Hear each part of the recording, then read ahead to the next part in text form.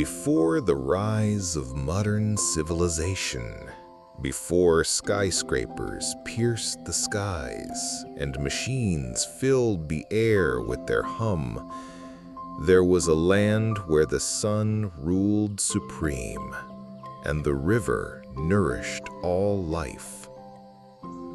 Welcome to ancient Egypt.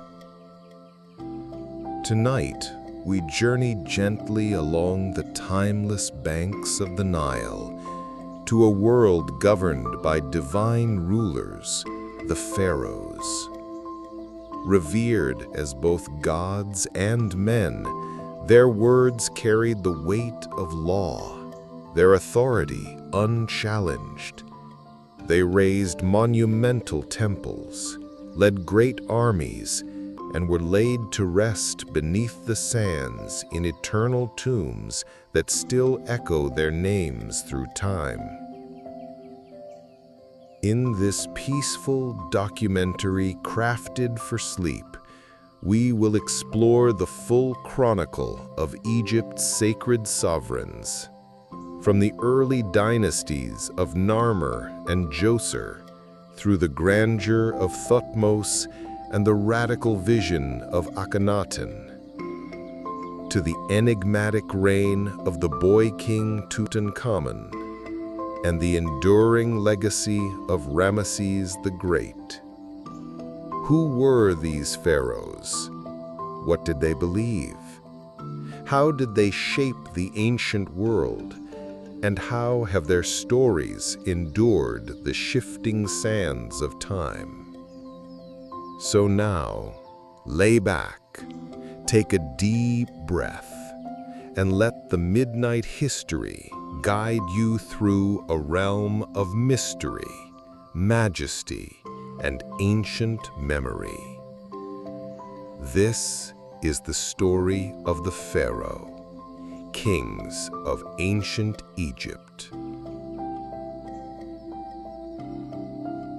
The man known to history as Pharaoh Khufu was born sometime in the second half of the 27th century BC in Old Kingdom ancient Egypt. Khufu's father was most likely Pharaoh Sneferu.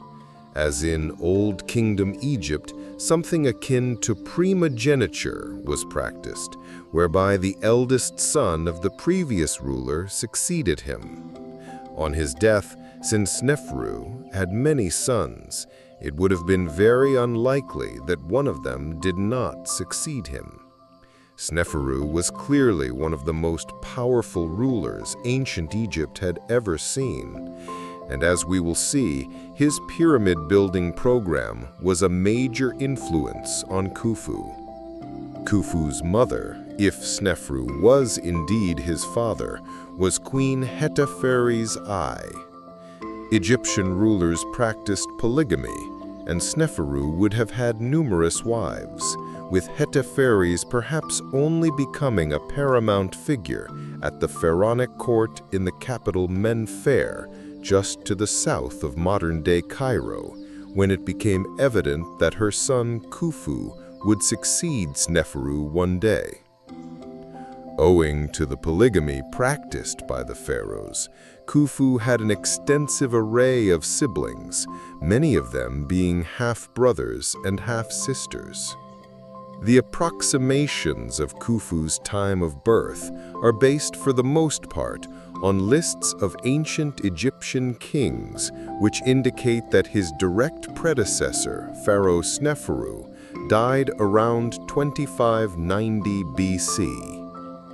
Since he had reigned for a long time, most likely around 25 years or longer, it is reasonable to assume that Khufu was well into his adult years when he succeeded to the throne, and that, as such, he may have been born sometime between 2640 BC and 2620 BC. Unfortunately, though, it is not possible to be more exact given the fragmentary and the very limited extent of the sources available for a period of history some 4,600 years ago.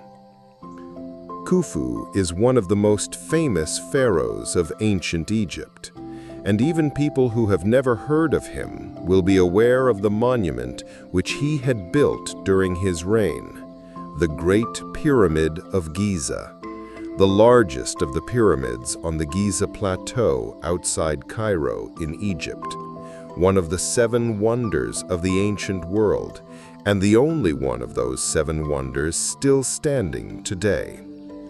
This enormous monument was built as his tomb, his resting place in death, and a statement of his position as a god on earth in his own time.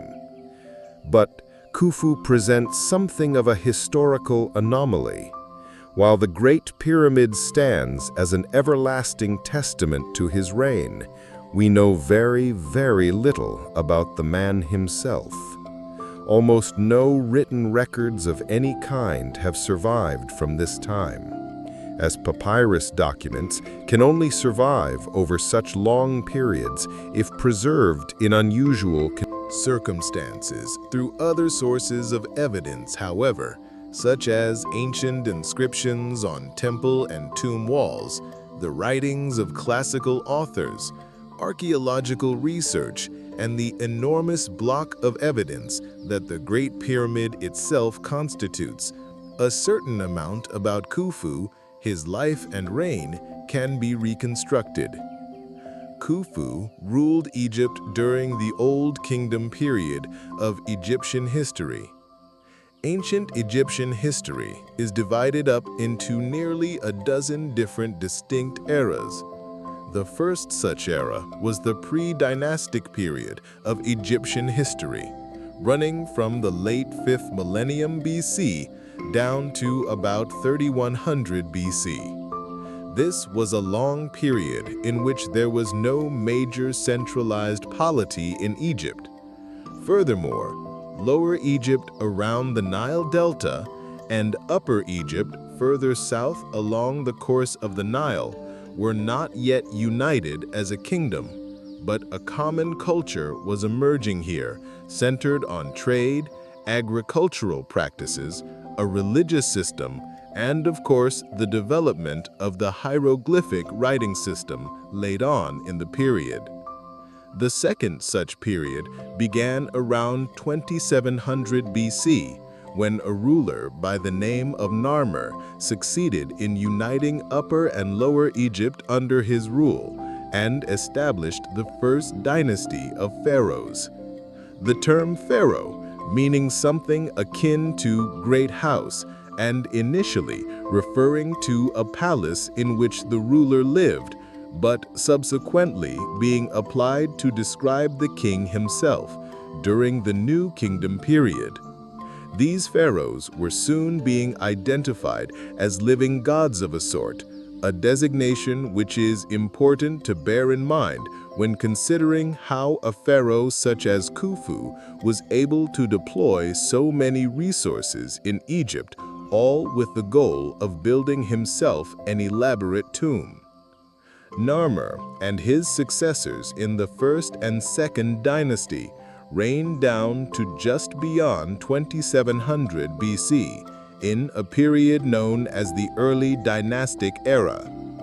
Then, around 2660 BC, the third era of ancient Egyptian history began, with the rise of the third dynasty, the Old Kingdom era. The Old Kingdom era would last between around 2670 BC and 2180 BC. It consisted of 6 dynasties, the 3rd dynasty to the 8th dynasty. This was the first period of great cultural flourishing in ancient Egypt, when a powerful centralized state began building brilliant monuments, and its powerful armies expanded the state west into what is now Libya, east into the Sinai Peninsula, and south towards Nubia in modern-day Sudan. Khufu belonged to the 4th dynasty, a distinct line of Egyptian pharaohs that ruled between approximately 2630 BC and 2500 BC. We know this because a number of different lists of ancient Egypt's pharaohs have survived, such as the Abydos king list, found on the wall of a temple built by Seti I in around 1300 BC. By the time this fourth dynasty came to power, the Old Kingdom was a well-developed state with armies that controlled extensive territory, a large bureaucracy of scribes and administrators that managed complex construction programs and collected taxes, generally in the form of agricultural goods, produced on the alluvial soil deposited along the shores of the River Nile every year during its inundation or flooding. A royal capital had also emerged at Menor or Memphis, just south of modern-day Cairo and not far from the Giza Plateau and the Dashur necropolis, latter on which a complex of mortuary tombs and pyramids were already being built to house the remains of the pharaohs, members of their families, and leading figures within the government. This was the context in which Khufu would rule Egypt.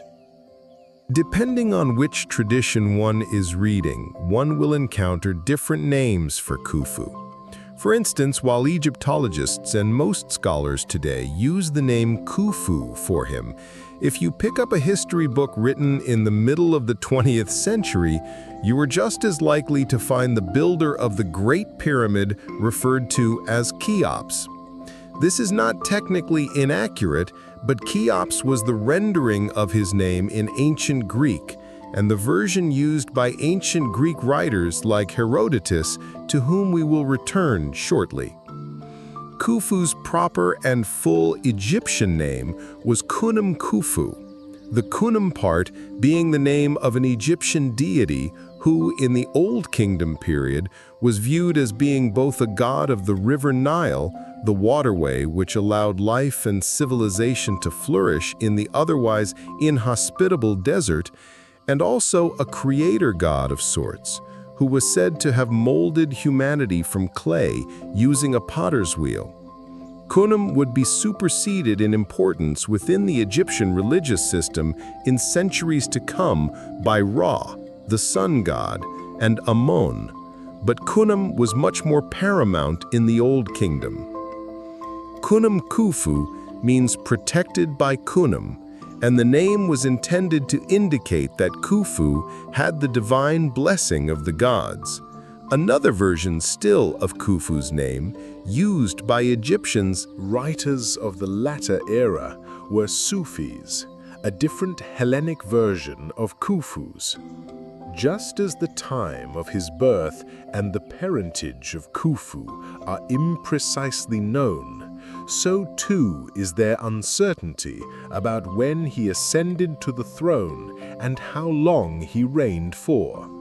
The king lists, such as those at Abydos and elsewhere, differ somewhat in their data, but they all point broadly to Sneferu dying in the early 26th century BC and Khufu succeeding him. We can conservatively say then that he succeeded around 2590 BC. There are differing traditions as well concerning how long Khufu ruled for. One or two anomalies suggest a reign of as much as half a century or longer, though for the most part the sources agree that he ruled for a period of about 25 to 30 years, so down to around 2565 BC or thereabouts. If this is the case, then extrapolating from all of this, we might conclude that Khufu lived to be a man of about 60 or so years and would have been entering old age by the standards of the time when he died. When he became pharaoh of the Old Kingdom, he was enjoying a period of unprecedented power and prosperity, and was extending its influence into new territories beyond the valley and delta of the River Nile. One such area that Khufu was broadly responsible for was the conquest of the Sinai Peninsula, lying to the east of Egypt in the region connecting Egypt to the wider Middle East. The Sinai Peninsula was a region that was rich in valuable resources in ancient times, as enormous copper mines were discovered at Timna, while various other minerals were mined here, including gold and turquoise, the former being a mineral which was used extensively in ancient Egyptian jewelry and funerary goods. At Wadi Maghare, a site in the southeast of the Sinai Peninsula, there are mines and caves that are the remnants of the mining activity undertaken here in ancient times, ones in which cartouche reliefs of Khufu have been found, indicating that he sent expeditions here during his reign. There is also evidence of further trade connections being cultivated between Egypt and the Levant during his rule to acquire goods such as the valuable byblos wood produced here. Archaeologists have also located a fort known as Tel Es-Boudin in western Sinai. This lay across the Gulf of Suez from the port of Wadi Maghare, and it has been speculated that mined resources were being shipped across the Gulf and then transported overland to Men Nefer during Khufu's reign. The riverine transport links between Sinai and the west of the Gulf of Suez point towards the growing Egyptian presence along the Red Sea coastline in the pre-dynastic and early dynastic era. The rulers of the Egyptian kingdom had been focused on extending their control along the course of the River Nile and uniting Upper and Lower Egypt fully under their rule. With this completed, the next logical phase of expansion was westwards and eastwards into the oases of the Western Desert and to the Red Sea coast. There are numerous settlement sites along the Red Sea coast which point towards increased activity here during Khufu's reign.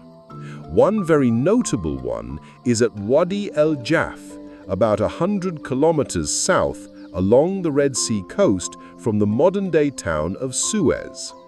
Here, the oldest known artificial harbor anywhere in the world was built right around the time of Khufu's reign, while dozens of anchors dating to the Old Kingdom period have also been excavated from the seabed, indicating a very high level of maritime traffic in Khufu's time. While the evidence is typically fragmentary, the overwhelming sense conveyed by sites like Wadi el-Jaf is of a growing level of prosperity and commerce here in Khufu's reign. Because members of the royal family were interred after death in elaborate tombs and often had their names inscribed on temple walls or on other public monuments, we are able to reconstruct Khufu's family to some extent. Like virtually all pharaohs, he had multiple wives. The senior queen was At.we, who was most likely a half-sister of Khufu, it also being a common practice over 3,000 years of ancient Egyptian history for siblings to marry one another to secure the royal line. Her paramount position amongst Khufu's wives is evident from the building of a small pyramid in honor of her, not far from the Great Pyramid on the Giza. Plato, another wife, Akhenaten, is listed on the inventory stela, a stone tablet dating from the 7th century BCE, which purports to list statues from a temple first built in Egypt during the Old Kingdom period. These wives, and perhaps other unknown wives, bore Khufu at least a dozen children. The eldest son was Ka'ab, who might otherwise have become pharaoh one day. but predeceased his father. Another son was Khafre, who would become the most significant of his sons. A daughter, Nef-Abet, meaning beautiful one of the East, has her own important place in the history of the Old Kingdom on account of a slab stela from her tomb at Giza having survived in a remarkable state of preservation. This is replete with hieroglyphs and depicts her seated and eating. Despite having occurred nearly 5 millennia ago, we are fortunate to have a few pieces of material evidence that have survived from Khufu's reign to shed light on him and his court. One of these is known as the Westcar Papyrus, so called because it was acquired by a British adventurer by the name of Henry Westcar while in Egypt in the mid-1820s. Unfortunately, we do not know how Westcar acquired it or where it was preserved, as it is exceptionally rare that a papyrus manuscript could have survived so long without literally disintegrating just by being exposed to the air. The papyrus comes from the middle of the 2nd millennium BCE, but is a collection of 5 stories about miracles that were performed by magicians and priests at Khufu's court, with these tales described as King Khufu and the magicians within the text. The stories are each related to one of Khufu's sons. Only the 4th relates directly to the king and outlines the tale of a man who could reattach the heads to animals and bring them back to life after they were beheaded. Khufu had this ancient Egyptian reanimator brought to his court to demonstrate this magic, and there the pharaoh has numerous animals and even a servant beheaded in order for the magician to demonstrate his skill. On the one hand, the picture here presented of Khufu is fairly unflattering. He has animals and a person murdered and beheaded before him in order to test the skill of the magician. But other Egyptologists have pointed out that the story is trying to portray Khufu as an inquisitive ruler, curious about magic and possible religious powers. Another artifact which has survived to shed light on Khufu is the Khufu statuette. This is a remarkable survival. It is a very small ivory statue depicting Khufu and purportedly dating to the middle of the 3rd millennium BCE, though many prominent Egyptologists have expressed skepticism that it dates to Khufu's own time. It shows the pharaoh seated on a throne and wearing the red crown of Lower Egypt. We know it is meant to depict the pharaoh, as a cartouche on the side of the statue gives his name as Khufu, the god name of the king. Found in 1903 by Sir Flinders Petrie, a British archaeologist who pioneered many modern methods of rigorous archaeology. It is housed today in the Egyptian Museum in Cairo. Beyond this material culture, we have numerous works from antiquity which discuss Khufu and his reign, though even these are set at a significant remove away from the pharaoh's own time. One such writer is Menethu, an Egyptian priest and scholar of the 3rd century BCE, who composed a major study of the pharaohs of Egypt entitled Egyptica, or History of Egypt. His writings have only survived in fragmentary form, but one section addresses Khufu, whom he called Sufus I. We know that he was referring to Khufu as he listed him as being the 2nd pharaoh of the 4th dynasty, which Khufu indeed was. In general, Menethu's account is hard to take at face value. While Khufu did reign for several decades, Menethu claimed he did so for 63 years, far too long to match with the archaeological record or the other extant king lists. He does state that Khufu, quote, reared the Great Pyramid. Intriguingly, Menethu claimed that the pharaoh was contemptuous of the gods early on in his reign, but that he then made amends for his actions by composing a sacred book. Egyptologists generally doubt this assertion, as Egyptian kings were not known to write books of any kind.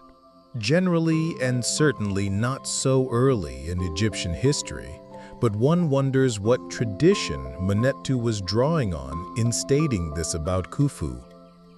Menethu cited a Greek writer of the 5th century BC in his short passage on Khufu, noting that Herodotus, the father of history, famous for authoring the Histories, an account of the rise of the Persian Empire and the Persian invasions of Greece in the early 5th century BC, referred to a pharaoh called Cheops as being the builder of the Great Pyramid. Menethu did not realize that Cheops was the Greek name for Khufu. The first half of Herodotus's Histories is actually a mix of geography, anthropology, and fantastical stories which describe the known world at that time and the people in it. In the midst of this, Herodotus turns to consider Khufu, claiming that he had been informed by the priests of Egypt that the country had been well governed until the reign of Khufu, who then, quote, brought the people to utter misery by shutting up all the temples there so that none could sacrifice there. And next, he compelled all the Egyptians to work for him, appointing some to drag stones from the quarries in the Arabian mountains to the Nile. He went on to suggest that such was Khufu's love of money and power that he had even prostituted one of his daughters to make money from her, though we can probably discount Herodotus's claim that each of the stones used in the Great Pyramid of Cheops was donated by one of her customers. Herodotus's account needs to be taken with a healthy degree of skepticism, given how fantastical some of the material in his histories was. But it is interesting that he claimed he had learned all of this from the priests of Egypt, who passed on these traditions and knowledge from generation to generation. Herodotus was not alone in portraying Khufu in this manner. In the 1st century BC, a Greek historian from Sicily, Diodorus Siculus, composed an enormous history of the world called the Bibliotheca Historica, the Library of History. Only 15 of the 40 books into which this was divided have survived, but amongst those that we still have today was a section on Khufu, referring to his as Khufus, a derivation of the Greek Cheops. He notes that he built the largest of the 3 Great Pyramids at Giza, a complex which Diodorus noted was already considered one of the 7 wonders of the world at that time. Diodorus marveled at how the pyramids could have been built without any evidence being left behind of the construction work, yet it was incontrovertible that they had indeed been built. He concurred with Herodotus that Khufu was a tyrant who had committed what he termed many cruel and violent acts, and under whom the Egyptians suffered many hardships. It should be noted in saying this that both Herodotus and Theodorus were deeply confused about the dating of Khufu's reign, claiming it came after the Ramesses period of Egyptian history, during which a long succession of pharaohs, generally all called Ramesses, ruled. This Ramesses era occurred in the 13th and 12th centuries BC, nearly a millennia and a half after Khufu's time. So both Herodotus and Diodorus were completely wrong in this, though Diodorus did note that another tradition held that the pyramids had been built over 3,000 years earlier, a dating which was much more accurate. While each of these ancient accounts need to be treated with caution, It is interesting that there was a unanimous sense, whether in the writings of Herodotus, Manetho, or Diodorus, that Khufu had been an oppressive tyrant. This alleged tyranny was all connected to the foremost accomplishment of Khufu's reign, the building of the Great Pyramid of Giza. At the time of his birth, the building of pyramids to act as tombs for deceased pharaohs had been underway for about a century. The first pharaoh to do so was Pharaoh Djoser of the Third Dynasty, when he had the step pyramid built at Saqqara, to the south of modern-day Cairo. This stood over 60 meters high and was built in 6 large tiers. Were it not for what followed it, it would be considered an enormous achievement for an ancient civilization, but it would soon be dwarfed by the more impressive pyramids. Sneferu, who is believed to have been Khufu's father and the founder of the Fourth Dynasty, was responsible for building 3 pyramids during his long reign, which foreshadowed the work of Khufu. These were the Pyramid of Meidum, the Red Pyramid, and the Bent Pyramid. Of these, the Red Pyramid and the Bent Pyramid are the most elaborate, both reaching over 100 meters high. The Red Pyramid was the most sophisticated pyramid constructed up to that point, and solidified what was now the practice of building pyramids with smooth outer walls. In this manner, Khufu's father laid the groundwork for his famous pyramid building project. Pyramid built in Egypt up to that time being a true pyramid in terms of its mathematical proportions, although the Bent Pyramid has a point of interest in terms of its unusual shape, and in that it is the only pyramid extant in Egypt today that retains a substantial amount of its limestone casing. Not all pyramids from early on in the Old Kingdom era were as accomplished. Some were rough mounds, and some collapsed either during the reigns of their rulers or not long after, indicating that by the time Khufu came to the throne, there had been an extended period of trial and error when it came to pyramid construction, which he was the beneficiary of. Sneferu was clearly obsessive about pyramid construction, not just in that he was responsible for ordering the construction of several pyramids, but also because he moved on to build new ones, always in search of a more anatomically sophisticated structure. If Khufu was his son, it is interesting to speculate that he inherited his interest in pyramids from his father, perhaps visiting the site of the Bent and Red Pyramid as they were under construction on the Darshur necropolis during his childhood. It was not far away where Khufu elected to begin building a new complex on the Giza Plateau, an acropolis which towers over the River Nile Valley below, and which would have made the pyramid he chose to build here look particularly imposing in ancient times. Khufu's pyramid would also dwarf his father's. The Great Pyramid stood over 146 meters high when it was built, while the structure was a perfect square on the base, measuring 230 meters on each side. To put that in perspective, it is about 2.5 times longer than the average modern football field and 5 times wider. The sheer amount of the material used to build Khufu Great Pyramid was staggering. It has been estimated that the core of the pyramid consisted of 2.3 million blocks, many measuring well over a meter on the sides and weighing an average of about 2.5 tons per block.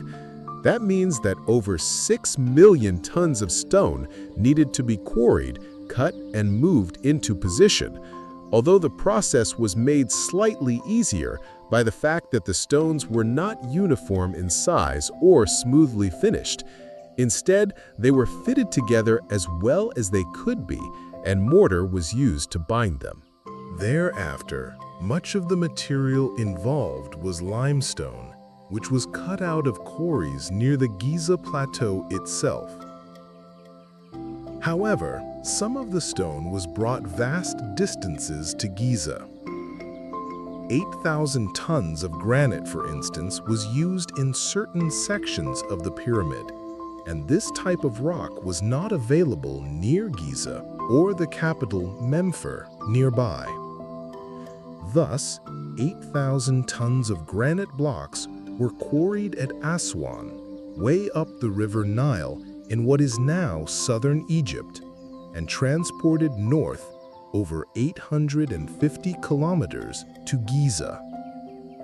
The stones involved were then assembled into 2016 different layers of blocks, averaging 2/3 of a meter in height each. Given the enormous amount of blocks involved, the sheer weight of the construction materials, and the labor which was needed to build this colossal monument, how was such a construction project achieved, and who performed the building process itself? This is a question that has fascinated Egyptologists and anyone with an interest in ancient Egypt for centuries, because of the sheer manpower involved and the apparent drudgery of the labor. A common misconception which emerged centuries ago and which still holds some sway today is that the pyramids were built by a small army of slaves. Whilst an understandable conclusion to reach, the archaeological evidence, which includes a workers' village uncovered in the Giza area, to the southeast of the Great Pyramid itself back in the late 1980s, points towards the builders of the pyramids being paid laborers who actually lived reasonably well, with the average worker eating considerably better than others in Egyptian society at the time. Their protein intake was certainly higher. As to how many laborers were involved, it is hard to tell, as seasonal workers may have been drafted in at certain times. Diodor Siculus argued that 360,000 workers were involved. Herodotus claimed that 100,000 were employed in shifts of 3 months at a time. While these are suppositions made 2 millennia after Khufu's own time, there is no doubt that the pharaoh was footing the bill for at least tens of thousands of workers to erect his pyramid. It is the only way that a monument this size could have been built, given the technology available at the time. In recent decades, more scientific approaches to determining the size of the workforce involved have been utilized, specifically by actually having people use the tools that were available at the time, and to try and cut out the sort of 2.5-ton limestone blocks that make up the majority of the Great Pyramid. This approach was aided enormously by the discovery, back in the mid-2010s, of a complete quarried block and some ancient tools in a limestone quarry dating to Khufu's reign. Using precise replicas of these tools, a team determined that it would take 4 workers 38-hour days to quarry and carve out one of these 2.5-ton limestone blocks. However, if they employed water to wet the stone, the process could be accelerated significantly, though it is doubtful that the kind of water necessary to do so could have been made available. All in all, the team determined that a labor force of 3,500 workers on site at this quarry would have been able to produce 250 blocks every day.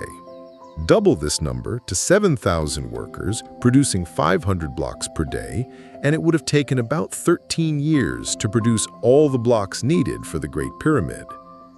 This is an entirely feasible analysis, though clearly if you had 7,000 men working on quarrying and stone cutting alone, this would only constitute a proportion of the entire workforce, as others would be needed to transport the stone from the quarries to Giza and to work at the pyramid site itself, while others still would be working in an ancillary capacity. producing tools, transporting food and water for the workers, and so on and so forth. A study which has just appeared in 2024 has added a further piece of evidence to explain how the pyramids were built on the Giza Plateau. This revealed that a 64-kilometer branch of the River Nile, known as the Aramat Nile branch, one which dried up several thousand years ago and was buried under farmland, once flowed from the main River Nile to Giza, allowing workers to transport the blocks by river to close to the building site. It was an enormous operation, no matter how you look at it, but achievable. Incredibly, a diary of sorts, kept by an overseer of some of the workmen, a man named Merer, has survived. Merer was a mid-ranking official who was responsible for a team of workmen operating at the Tura quarries, where limestone blocks were being quarried and cut to the southeast of Giza. His diary itemizes the cutting of blocks and the teams involved in working on the pyramid, or what was described by Merer as Khufu, meaning the horizon of Khufu. Further details outline transportation of the blocks by boat and the cost of food and other materials. Not all of the diary of Merer, which was found buried near a cave at the Wadi al-Jaf on the Red Coast of Egypt in 2013, and which is written in hieroglyphics, constitute the oldest papyrus text to have survived in the world, have been deciphered yet, and it might reveal more about the construction of the Great Pyramid in due course. Some of the issues concerning the construction of the pyramids have been a source of unending debate, notably where the stones came from and how they were lifted into place. Diodorus commented on this in his Bibliotheca. He noted that many people were of the view that the stones that were used to build the pyramid had been dragged all the way from Arabia, while they had been lifted into place using enormous ramps, as cranes of any kind, which might be able to lift such enormous blocks, had not yet been invented. We know that for the most part, the stones involved were actually quarried in the wider Giza region and were not brought from afar. Although the granite blocks used were transported considerable distances. The issue of how the blocks were raised is much more contentious. Many scholars contend that a ramp of some kind was used, along which the laborers dragged the stones at an elevation. However, in order for it to be possible to drag stones which weighed 2.5 tons, particularly to the higher sections of the pyramid, the ramp would have had to be around a mile long and would have been larger in size than the pyramid itself. Furthermore, space is limited on the Giza Plateau, an acropolis with a fairly sheer cliff face. As such, it would have been difficult to build such a ramp here. Was actually constructed, with new theories emerging in recent decades to suggest water power was employed to move the stones. One of the more interesting accounts of the building of the pyramids comes from Herodotus. He claimed that Khufu first had great roads constructed all the way from Arabia to Egypt, and then the quarried rock was brought over land, with some transported via sea. He further claimed that the work was seasonal, with 100,000 men working at any given time in rotating shifts of 3 months, a system which suggests a perception that these were not slaves. The Greek historian claimed the road alone took 10 years to build, and describes it in such a way as to suggest that the remains of the road were still visible in his time, 2 millennia after Khufu's reign. Turning to the Great Pyramid itself, Herodotus was knowledgeable enough to know that there were underground chambers in it. His belief was that the pyramid took 20 years to build, and that the stone slabs were lifted up from tier to tier using giant wooden logs, which he referred to as levers. Finally, in Herodotus's time, there were still hieroglyphics on the outside, which spoke about the range of foodstuffs that were necessary to feed the workmen, with an Egyptian interpreter telling Herodotus that 1,600 talents of silver had been spent on feeding the workers alone. An Attic talent at Herodotus's time of writing weighed just over 25 kilograms, so this would suggest that 40 tons of silver were needed to buy all the food that fed the workmen who built the Great Pyramid before other construction costs were ever taken into account. The most striking element of all of this is that any of it happened at all, given the sheer amount of labor involved and the secondary labor needed to supply the workers with food, tools, and other resources. A substantial proportion of Egyptian society was effectively co-opted into building an enormous tomb for one man. The explanation for this is that many Egyptians by the 4th dynasty were used to viewing kings like Khufu as semi-divine beings. The Egyptian religious system was already gearing around identifying members of the royal family as being earthly manifestations of the gods, hence Khufu's broader name, Khufu. It was this idealization of the pharaohs as being the gods in human form that allowed a society like Old Kingdom Egypt to dedicate the resources necessary to construct such an enormous monument. In doing so, the idea of the kings as celestial beings became self-fulfilling. Imagine the impression it must have made on individuals in the mid-26th millennium BC when they traveled to the capital, Mennefer, and saw Khufu's enormous tomb towering over the River Nile on top of the Giza Plateau. It is still an awe-inspiring spectacle today in an age of skyscrapers and space travel. To a person over 4.5 millennia ago, it would have reinforced the perception of the king as a divine being. This view was attested to in antiquity, with Diodorus noting of the blocks that they, quote, do not have the appearance of being the slow handiwork of men, but look like a sudden creation, as though they had been made by some god and set down bodily in the surrounding sand. Khufu did not simply order the construction of an enormous pyramid of blocks on top of the Giza Plateau. There is a highly complex series of shafts, chambers, and tunnels inside the Great Pyramid. These are accessed through an entrance that was left in the exterior, roughly 17 meters above the base of the pyramid. This then leads off into other passageways and chambers, some of which are extremely narrow and the exact purpose or symbolism of which are still intensely debated. One is the subterranean chamber, which was actually cut down into the bedrock below the pyramid, so that it now is over 25 meters below the base of the Great Pyramid. It is an extensive chamber measuring over 8 meters by 14 meters with a large pit. What the purpose of it was meant to be is unclear. The one theory is that Khufu had originally intended for this to be his burial chamber, but later changed his mind and ordered the incorporation of a chamber for his sarcophagus and grave goods much higher up within the pyramid proper. Another room much further up is the Queen's Chamber, a somewhat misleading title, as it is not at all clear if it was intended that one of Khufu's wives would be interred here. One of the more mysterious elements of the Queen's Chamber are a series of very small shafts running out from it, ones which cannot be entered or explored by humans, and which have only begun to reveal their secrets as a result of the use of modern technology in recent decades. The most widely discussed part of the interior of the Great Pyramid is the King's Chamber and the passages surrounding it. This was a room measuring roughly 10.5 meters by 5 meters with a flat ceiling 6 meters high.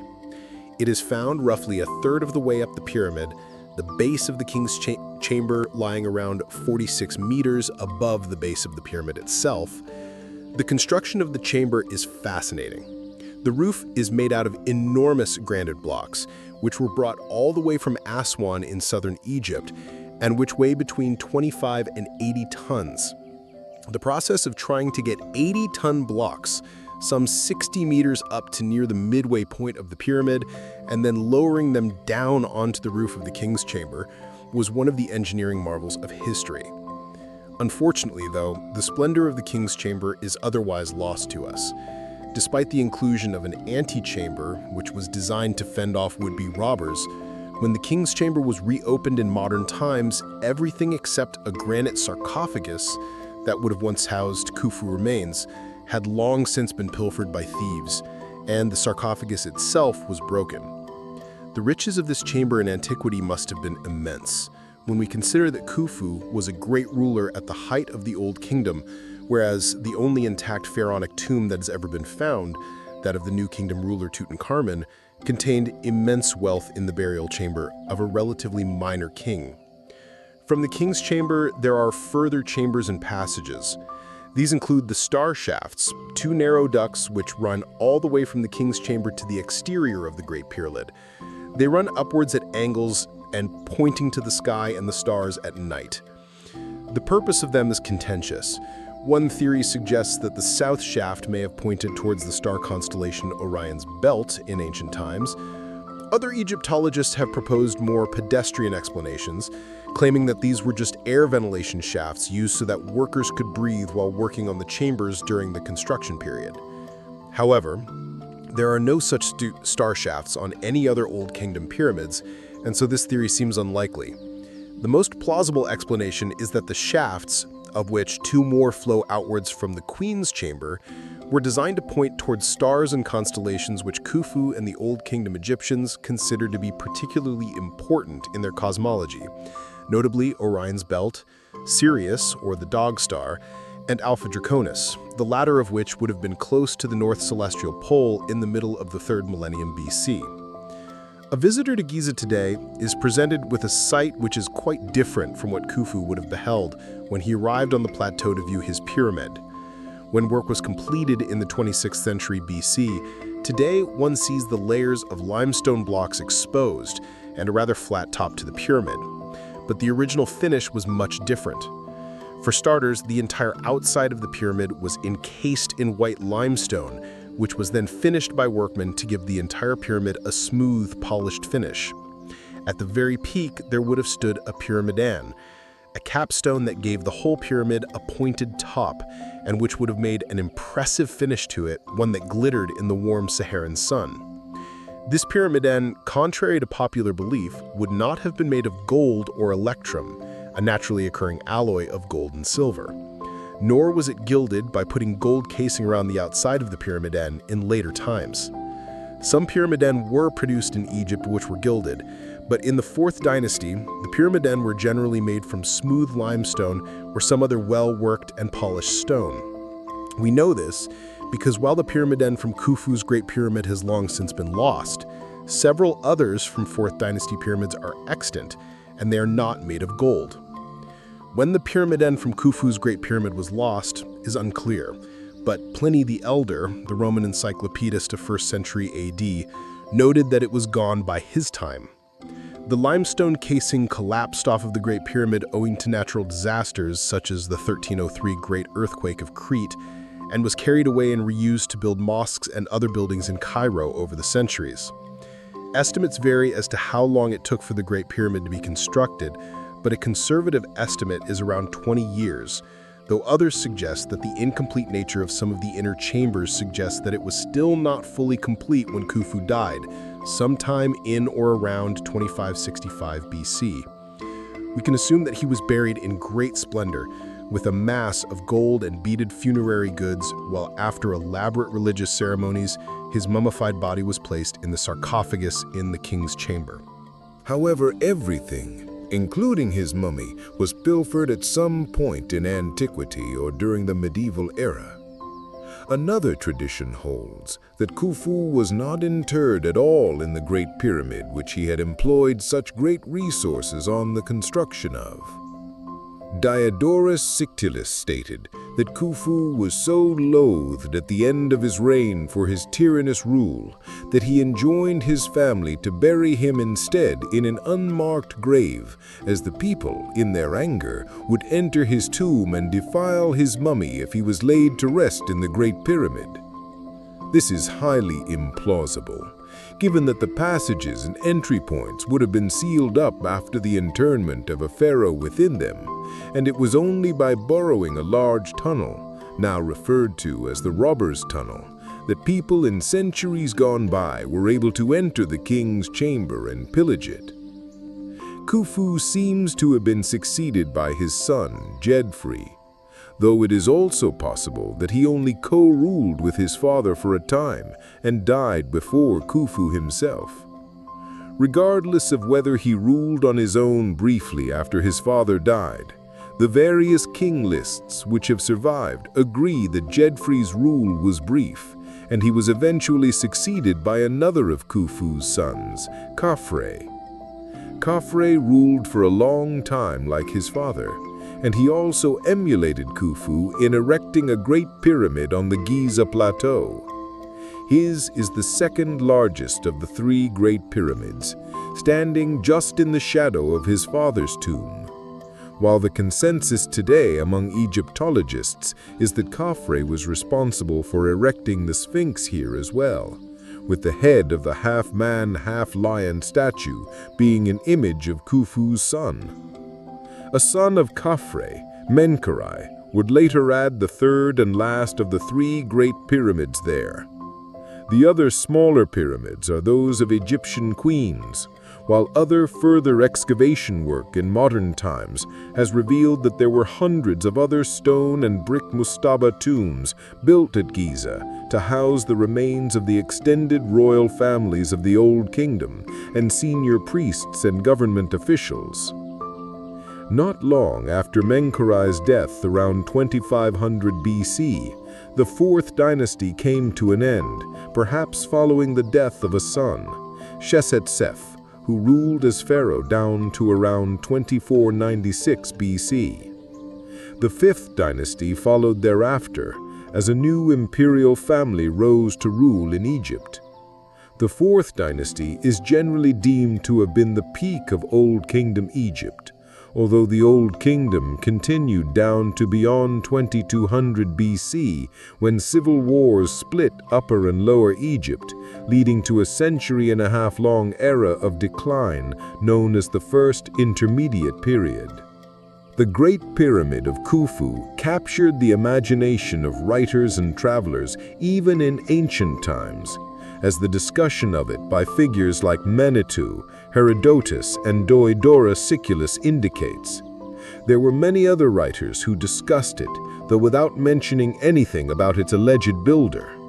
For instance, Pliny the Elder, and Roman encyclopedist of the 1st century AD, in his Historia Naturalis, remarked on the internal passages and how he believed there was a well inside the pyramid, which reached down far enough to access the water table of the River Nile. He also stated that Thales, one of the great early Greek philosophers and scientists who hailed from the city of Miletus in Asia Minor in the 6th century BC, had traveled to Egypt and had carried out mathematical observations there using the shadows cast by the sun on the pyramid, almost as though it were a great sundial. Before Pliny's time, the Greek poet Antiparta of Sidon, writing in the early 1st century BC, included the Great Pyramid on his list of the 7 wonders of the world. The 7 wonders are generally derived from Antiparta's list, and it included the Hanging Gardens of Babylon, the statue of Zeus, and the others that we are familiar with. All of the other 6 wonders of the world were destroyed at various times in antiquity or thereafter. The exception was the Great Pyramid. Part of the reason why it was so undisturbed was that there were few major wars in Egypt itself in antiquity, and there was an incredible continuity of culture in the land of the Nile from Khufu's time down to the end of the Ptolemaic dynasty and the beginning of Roman rule here in the 1st century BC. As such, the people and priests here revered the old tombs, pyramids, and temples century after century and protected them. This situation changed with the advent of Arab rule in the 7th century, as the followers of Muhammad burst out of Arabia and conquered the Middle East and North Africa. One of the rulers of the Arab Caliphate, Al-Mamun, is understood to have ordered his followers to blow a hole in the side of Khufu pyramid and to tunnel into it in the early 9th century. At least Al-Mamun was simply inquisitive. Much more nefarious were the actions of the governor of Egypt in the late 12th century, Al-Aziz Usman, a son of the Muslim warlord Saladin. Usman decided that he would destroy the pyramids in a fit of iconoclastic religiosity which aimed to get rid of these false idols. Fortunately, his engineers failed to do so and only succeeded in damaging the Pyramid of Menkaure, the smallest of the 3 pyramids on the Giza Plateau. In more recent times, natural disasters have been more troublesome. In 1303, the Great Earthquake caused such devastation that it cracked and knocked off a large amount of the casing around the pyramid, an event which incidentally did much to destroy one of the remaining wonders of the world as well, the Lighthouse of Alexandria. Despite a common misperception that they badly damaged the pyramids and the Sphinx on the Giza Plateau during their expedition to the country under Napoleon Bonaparte at the end of the 18th century, there is no concrete evidence to suggest the French damaged anything at the Giza complex. What they did do was initiate the modern discipline of Egyptology, which over time has led to preservation work being undertaken extensively at Giza. Unfortunately, though, the site is still susceptible to natural disasters, and another earthquake in 1992, whose epicenter was in the suburbs of Cairo, damaged the Great Pyramid, causing it to shrink by several feet as blocks caved in internally. Given the level of interest in Khufu's tomb over the 4.5 millennia since it was built, one would think that it had revealed all its secrets long ago. But this certainly isn't the case. The Great Pyramid was built in such a way that passages and shafts were covered up by subsequent layers and made inaccessible for humans. As such, parts of it simply cannot be accessed unless one were to systematically dismantle the pyramid.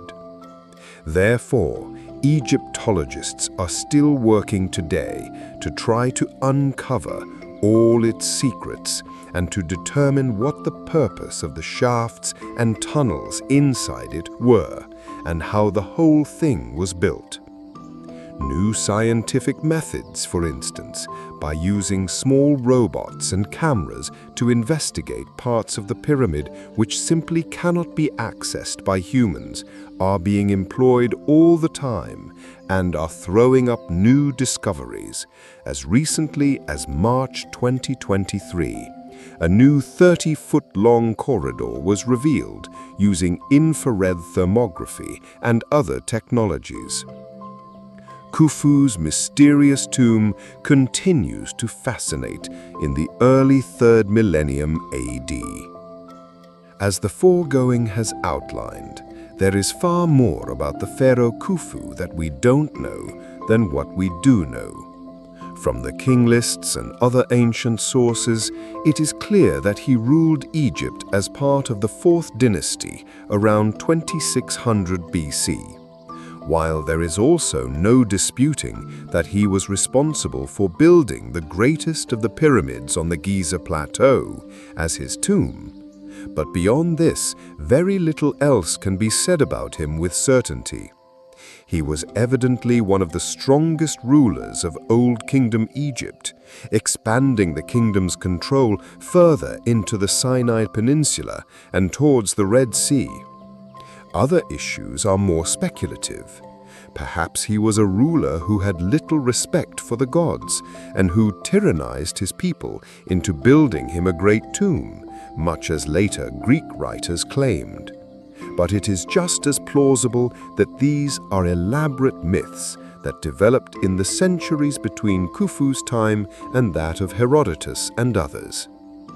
Then again, perhaps it is just as fitting that we know so little about Khufu, the mystery of his life correlating with the many mysteries of the pyramid which he had built and which still towers over Cairo today, a testament to the dawn of civilization on the banks of the River Nile. What do you think of Pharaoh Khufu? How is it possible that during his reign, a society that had only so recently emerged as a Bronze Age culture could start to build an enormous monument such as the Great Pyramid of Giza? Please let us know in the comments section. And in the meantime, thank you very much for watching. Ramesses, the man known to history as Ramesses the Great, known simply as Ramesses in his lifetime, was born in the late 14th century BC. Scholars tend to hold that he was most likely born in the year 1303 BC, but there is no extant information as to his exact date of birth. His father was a member of a leading aristocratic and military family which hailed from the northern part of Egypt, probably from one of the several fortified urban centers of the Nile River Delta. His original name is unclear, but he would later become known as Seti I, as we will see.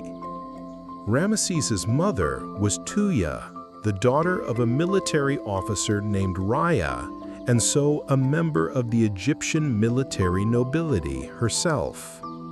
Ramesses was born into a world that had been going through one of the first golden ages of ancient times. This was the height of the Bronze Age, and powerful centralized states had emerged in many parts of the Eastern Mediterranean and the Middle East. The Greek world was dominated by powers like the Mycenaean on the mainland and the Minoans on the island of Crete.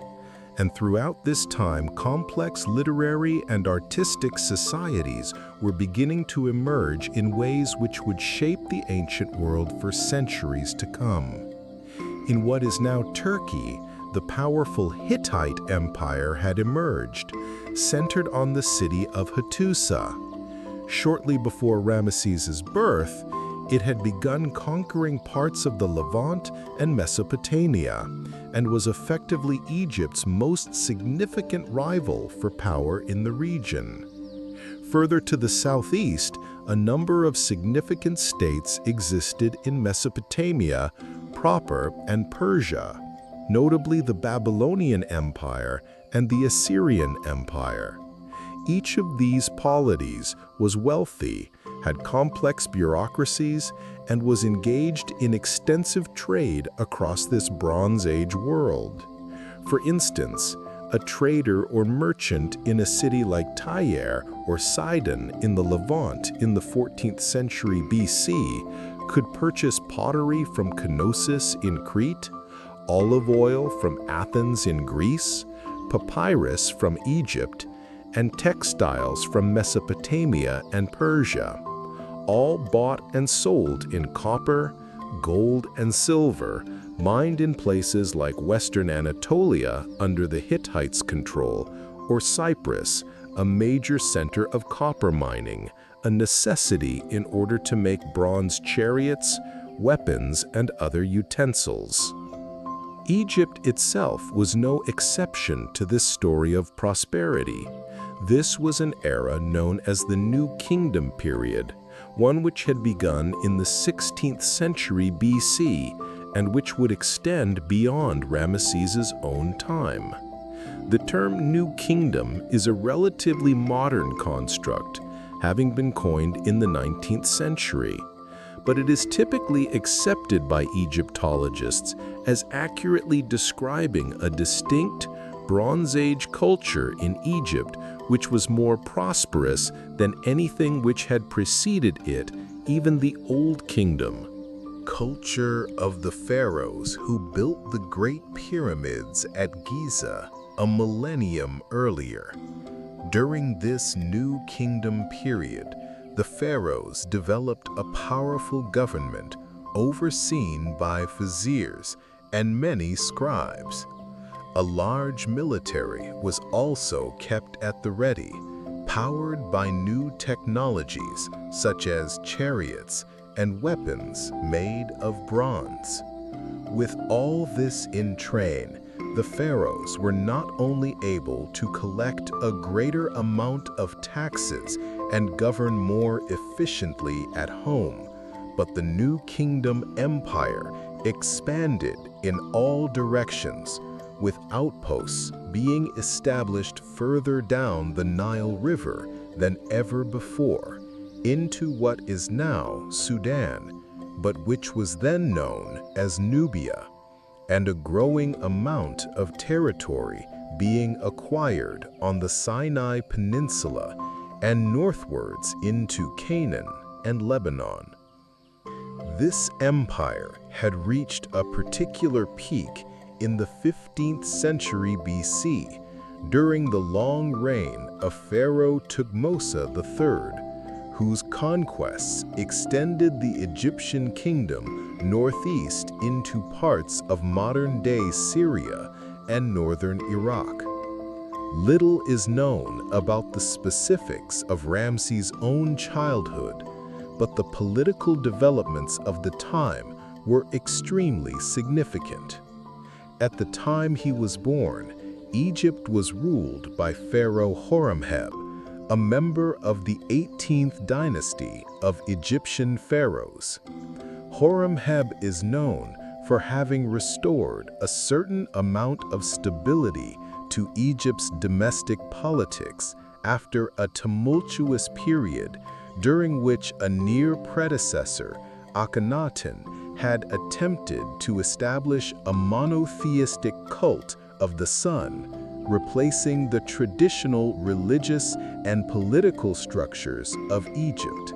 This caused enormous unrest within Egypt and led to its decline as an international power. Horemheb reversed many of these decisions and quelled the unrest Akhenaten had created. Along the course of the River Nile, but he appears to have had no surviving sons and no biological successor. As such, he decided to designate the head of his government, the Grand Vizier Ramesses, as his successor. Ramesses was Ramesses' grandfather, and so the family ascended to become the 19th dynasty of Egyptian pharaohs. When Peressa became the pharaoh, adopting the regnal name Ramesses I around 1292 BC, he ruled for just a few short years before his death, at which time Ramesses' father succeeded him as the second pharaoh of the 19th dynasty, adopting the name Seti I in honor of Seth, the Egyptian god of war. Ramesses was now the heir to the throne of New Kingdom Egypt, as he was soon appointed as Prince Regent by his father, who would reign for just over a decade, during which time he began to re-establish Egyptian control over some of the territory which had been held to the northeast in Canaan and Syria, under earlier rulers such as Thutmose III, but which had been lost as a result of the divided state of the kingdom during Akhenaten's reign and religious reforms.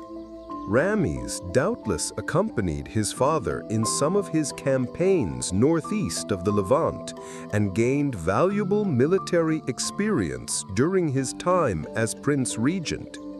He would soon need this experience as he ascended to the throne as a relatively young man. He is known to have become pharaoh on the 27th day of the season of the harvest in a particular year of his father's reign, one which is believed to equate to an accession date of the 31st of May, 1292 BC. He would reign for the next 66 years in what is typically accounted as the most significant reign of any Egyptian pharaoh, adopting the full regnal name Usat Mat Re Setepenre, meaning roughly the law or harmony of Ra, the Egyptian sun god, is powerful. I am chosen of Ra. Ramesses' first major act as the new ruler of Egypt was to deal with a threat which had been growing in the northern parts of the kingdom for several years, even before his accession. Sea pirates, known as the Shardana Sea Pirates, had been raiding the northern coast of the kingdom into the River Nile Delta from the eastern Mediterranean. This was one of the most prosperous and important parts of Ramesses' kingdom, and it was vital that these encroachments be stopped. Thus, beginning in the second year of his reign, he began establishing forts along the northern coast of the kingdom and northeastwards towards Sinai and Canaan. New ships were also constructed to patrol the waters of the eastern Mediterranean, and warning posts were set up to signal to larger settlements when raiding parties were making their way towards the Egyptian kingdom. All of this culminated in a major sea battle in which Ramesses and his navy were victorious. A stele or memorial stone commemorating this at Tanis in the northeast of the Nile Delta has survived down to modern times today and provides evidence of this victory. But the exact details of how it occurred or what it involved, other than Ramesses scored an early victory, remain unclear. Having stabilized the northern shores of Egypt and the Nile Delta, Ramesses' primary aim became to restore Egyptian control over Canaan and other parts of the Levant, as had existed in earlier times. This was a paramount concern. While Egypt itself was an affluent land based on the bounteous agriculture practiced along the shores of the River Nile, and the production of pottery and papyrus in cities like Thebes and Memphis, the most affluent cities in the late Bronze Age world lay in Canaan. Cities like Tyre and Sidon, which were at the crossroads of all the major empires and were major trading centers as a result. Consequently, Ramesses was anxious to restore Egyptian rule over the region, as had existed 2 centuries earlier in the time of Thutmose III. However, while there was no state with an army sufficient to withstand Egypt within Canaan and the southern reaches of the Levant, the region was also coveted by the Hittite Empire to the north. Much of Ramesses' rule would be concerned with trying to seize control of this region and stave off counterattacks by the Hittites in the course of doing so. He would fight arguably the most significant battle in the history of the Bronze Age. One of Ramesses' first actions early in his reign was to construct a new capital in the northeastern parts of the Nile Delta in an effort to increase Egyptian power to the northeast into the Levant. The capital of pharaonic Egypt had moved around over the centuries. For instance, in ancient times during the Old Kingdom, first, now a city, It lay at Memphis, near what is now Cairo. However, the capital during the New Kingdom period was typically located well down the River Nile at what was known then as Thebes, but which we call Luxor today. Akhenaten, the controversial pharaoh, who a half-century before Ramesses' birth had attempted to establish a monotheistic religion centered on the worship of Aten, had established a new capital at Amarna as a center of the new religion. Thus, there was a substantial precedent for moving the capital of the once Etek kingdom. Ramesses named his new capital Pyrames, near what is now the town of Qantia. Ramesses' father, Seti I, had previously had a summer palace in the region, and it seems likely that Ramesses had spent much of his youth here. Now, in the 1270s BC, he established it as a quasi-military capital with large workshops and factories erected to begin churning out significant quantities of weapons, armor, and chariots. As such, Pyrames became a kind of administrative capital of Lower Egypt, but as we will see from Ramesses' building program, he never abandoned the belief that Thebes, or Luxor, was the religious and spiritual capital of Egypt. In the earliest part of his wars against the Hittites, Ramesses faced King Muwali II, the ruler of the Hittite Empire since the mid-1290s. This Muwali had taken advantage of Egyptian weakness early in his reign and moved his capital south from the traditional site at Husa, in what is now central Turkey, to Tarhunta Shah, in the southeast of the Konya Plain. It was indicative of how both rulers saw Canaan's Syria and the wider Levant as a contested region, which they needed to be near, that both Ramesses and Muwali moved their capitals to be closer to the Levant.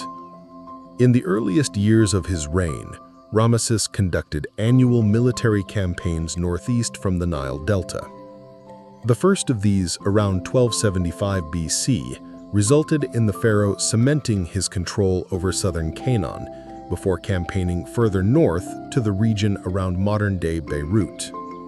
Here, he had a commemorative stele or pylon erected at Nar el-Kalb. The text of this has been obliterated over time, but it almost certainly proclaimed Ramesses' successes in campaigning this far north, a statement of Egypt's claims to control the region. Similarly, he engaged in further campaigns against the Amurru, a people who occupied much of what is now Syria as vassals of King Muwali and the Hittites. However, whatever nominal control over this region Ramesses was able to establish in 1275 was ephemeral. No sooner had he withdrawn back to Pyrames at the end of the campaigning season than Egyptian influence in Syria effectively collapsed and the Hittites were able to reimpose themselves. The war between the Egyptians and the Hittites at this time has become widely renowned for a battle which it is generally accepted occurred in the year 1274 BC. This was the Battle of Kadesh, or Kadesh, near the city of Kadesh on the banks of the Orontes River in western Syria. The Battle of Kadesh was clearly a highly significant one, involving armies of a very substantial size by the standards of the Late Bronze Age, but also being regarded as a unique or significant event by the parties involved.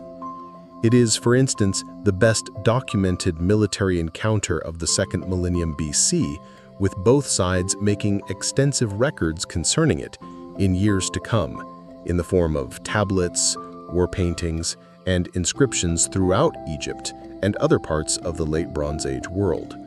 Thus, the Battle of Kadesh was unquestionably believed by contemporaries to have been an era-defining military engagement.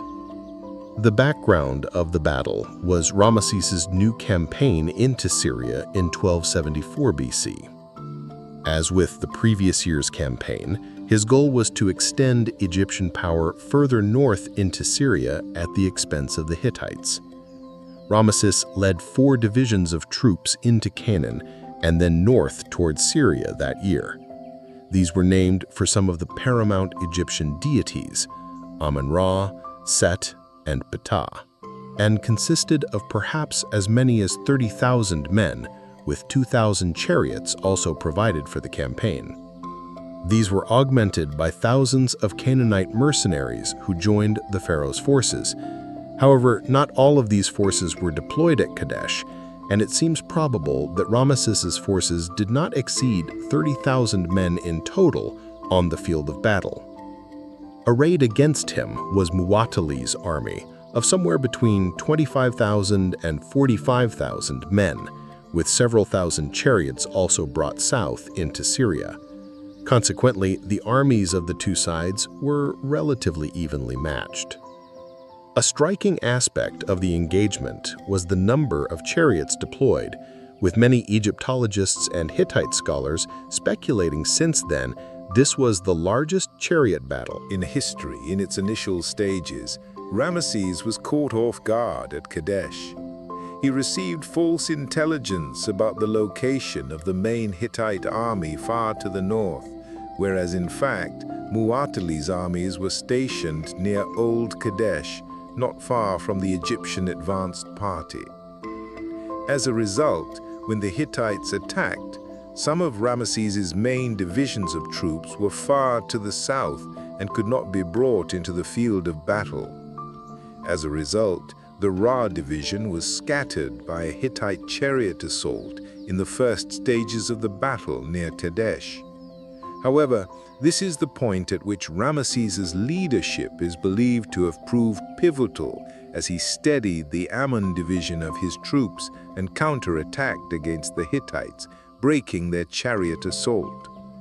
Some accounts have it that the fault also lay with the Hittites, who, believing that their initial attack had proved conclusive, had stopped to plunder the baggage trains and goods of the Ra division, leaving them exposed to Ramesses' coordinated counterattack. Thereafter, Mu'attali ordered his troops to retreat towards the Orontes River.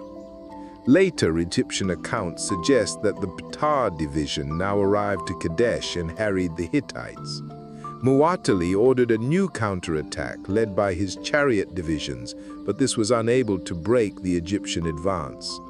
Eventually, the Hittites were forced to flee northwards over the river Orontes, in many cases throwing their weapons and armor aside in order to swim through the river to safety. It is unclear exactly how conclusive the alleged Egyptian victory at Kadesh was. Some Egyptologists believe that the battle was a major military victory for Ramesses. He certainly depicted it as such for the rest of his long reign. The pharaoh consistently erected stelae and had inscriptions and wall paintings placed in temples and in his palaces depicting Kadesh as a great victory for Egypt in Syria. These include the Kadesh inscriptions or bulletin and the poem of Pentor, a prose account of the Egyptian victory which is repeated on the walls of temples all along the course of the river Nile. The poem is extant in 8 different places, while the bulletin is to be found inscribed in 7 different locations around Egypt. Consequently, it is clearly something which Ramesses tried to establish as the official version of his alleged victory at Kadesh. But other scholars of the late Bronze Age world are more skeptical, with some arguing that Kadesh was probably more of a stalemate than a victory for either side. Certainly, it cannot have been the kind of comprehensive victory which Ramesses attempted to depict it as, for the battle did not lead to any major shift in the strategic situation in Syria. Rather, the Egyptians and the Hittites continued to contest the region for many years to come. The Battle of Kadesh did not bring the war between Egypt and the Hittite Empire to a complete conclusion, though it did signal the end of the most intense initial period of clashes between the Egyptians and the Hittites. Skirmishes continued for years thereafter. For instance, in 1269 BC, Ramesses launched a new campaign into Syria, during which he conquered the city of Dapur. However, the pattern during the 1260s was that Ramesses was able to briefly acquire control over parts of Syria while he campaigned personally there, but longer-term control over the region could not be maintained once the major Egyptian military presence was withdrawn. In recognition of this situation, around 1259 BC, the Egyptians and the Hittites agreed to what is variously called either the Egyptian-Hittite Treaty or the Eternal Treaty or Silver Treaty. This was signed between Ramesses II and Hattusili III, who had succeeded as ruler of the Hittite Empire at some point in the 1260s. The Eternal Treaty effectively brokered a lasting peace, one in which the two powers agreed to cease hostilities, as it was costing both governments exorbitant amounts of money and achieving little for either. Thus, Syria was to become a sphere of Hittite influence, with Egypt largely confirmed in its control of Canaan and other more southerly parts of the Levant. Bonds were agreed and pledges made, and the gods invoked as overseers of the eternal peace. The Eternal Treaty is one of the most famed international agreements made in ancient times. This is owing to the highly unusual survival of multiple copies of the text over 3 millennia later in different languages. Copies of the text of the treaty in Egyptian hieroglyphics were found inscribed in 2 separate locations in Luxor in central Egypt in the first half of the 19th century. Then, in the first years of the 20th century, the German Archaeologist Hugo Winkler uncovered a copy of the text in the Akkadian language, the lingua franca of the Hittite Empire, and other states of the Middle East in the 13th century BC, as part of a cache of approximately 10,000 tablets which were discovered while excavating the ancient Hittite capital at Khufu in Turkey. Thus, we have a remarkable example here of an international treaty being copied out and deposited in royal archives and temples in cities 2,000 kilometers away from each other over 3,200 years ago. As to the motives of the respective parties, it is clear that both Ramesses and Hutasili had both come to believe that peace and the fostering of trade in the Levant would be more beneficial than a continuation of their rivalry. While both states were quite likely wary of the rise of the Assyrian Empire to the east in Mesopotamia and believed a united front against this upstart power was better than ongoing warfare in Syria. The signing of the Eternal Treaty with the Hittites also provided a respite for Ramesses in order for him to concentrate militarily on matters to the south of Egypt. For roughly a millennium, between the middle of the 3rd millennium BC down to roughly 1500 BC, the region of modern-day Sudan had been independent of Egypt. At the time it was known as Nubia and was dominated by the Kerma culture, which produced states like the Kingdom of Kush. However, during the New Kingdom period, and in particular during the reign of Thutmose III, Nubia had gradually been brought more and more under the control of pharaonic Egypt. As with Canaan and Syria, Egyptian control declined here as a result of the unrest created by Akhenaten's rule in the 14th century BC. But Ramesses was now in a position to reverse this situation. Early in his reign, he had already campaigned south of the first cataract of the Nile. These cataracts are a series of locations along the course of the River Nile where the whitewater rapids predominate and were used at the time as intermediary points where Egyptian arms were extended as far as was possible in campaigns against the Nubians. By the 1260s BC, Ramesses had effectively extended Egyptian control as far as the Second Cataract, which lies south of Abu Simbel and Wadi Halfa in what is now northern Sudan. But the period following the establishment of the Eternal Treaty with the Hittites provided a military respite for Ramesses in order for him to concentrate militarily on matters to the south of Egypt. For roughly a millennium, between the middle of the 3rd millennium BC down to roughly 1500 BC, the region of modern-day Sudan had been independent of Egypt. At the time it was known as Nubia and was dominated by the Kerma culture, which produced states like the Kingdom of Kush. However, during the New Kingdom period, and in particular during the reign of Thutmose III, Nubia had gradually been brought more and more under the control of pharaonic Egypt. As with Canaan and Syria, Egyptian control declined here as a result of the unrest created by Akhenaten's rule in the 14th century BC. But Ramesses was now in a position to reverse this situation. Early in his reign, he had already campaigned south of the first cataract of the Nile.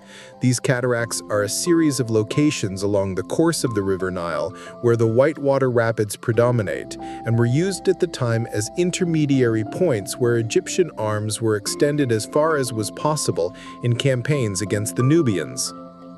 By the 1260s BC, Ramesses had effectively extended Egyptian control as far as the Second Cataract, which lies south of Abu Simbel and Wadi Halfa in what is now northern Sudan. But the period following the establishment of the Eternal Treaty with the Hittites provided a military respite for Ramesses in order for him to concentrate militarily on matters to the south of Egypt. By the 1240s BC, Ramesses had effectively brought a significant amount of Nubia under outright Egyptian control. Ramesses was soon campaigning westwards as well. Our knowledge of Libya in ancient times is surprisingly limited for a region which was in close proximity to major centers of civilization such as Egypt and Crete. Generally speaking, the main settlement points here were a series of ports and oases along the north coast or slightly inland but proximate to the Mediterranean Sea. The land here was known as Jetnu to the Egyptians. Libya is a name derived from later Greek descriptions of the region. Despite the lack of historical knowledge about the society that existed here in ancient times, there was significant contact between the Egyptians and Libya throughout the New Kingdom period, mostly in the form of Berber raids into the western branches of the Nile Delta and Egyptian efforts to establish coastal colonies along the north of Libya. Ramesses attempted to further this effort by establishing new forts along the Mediterranean coastline and reinforcing a fort at Zekt al-Alam, which his father Seti I had established earlier.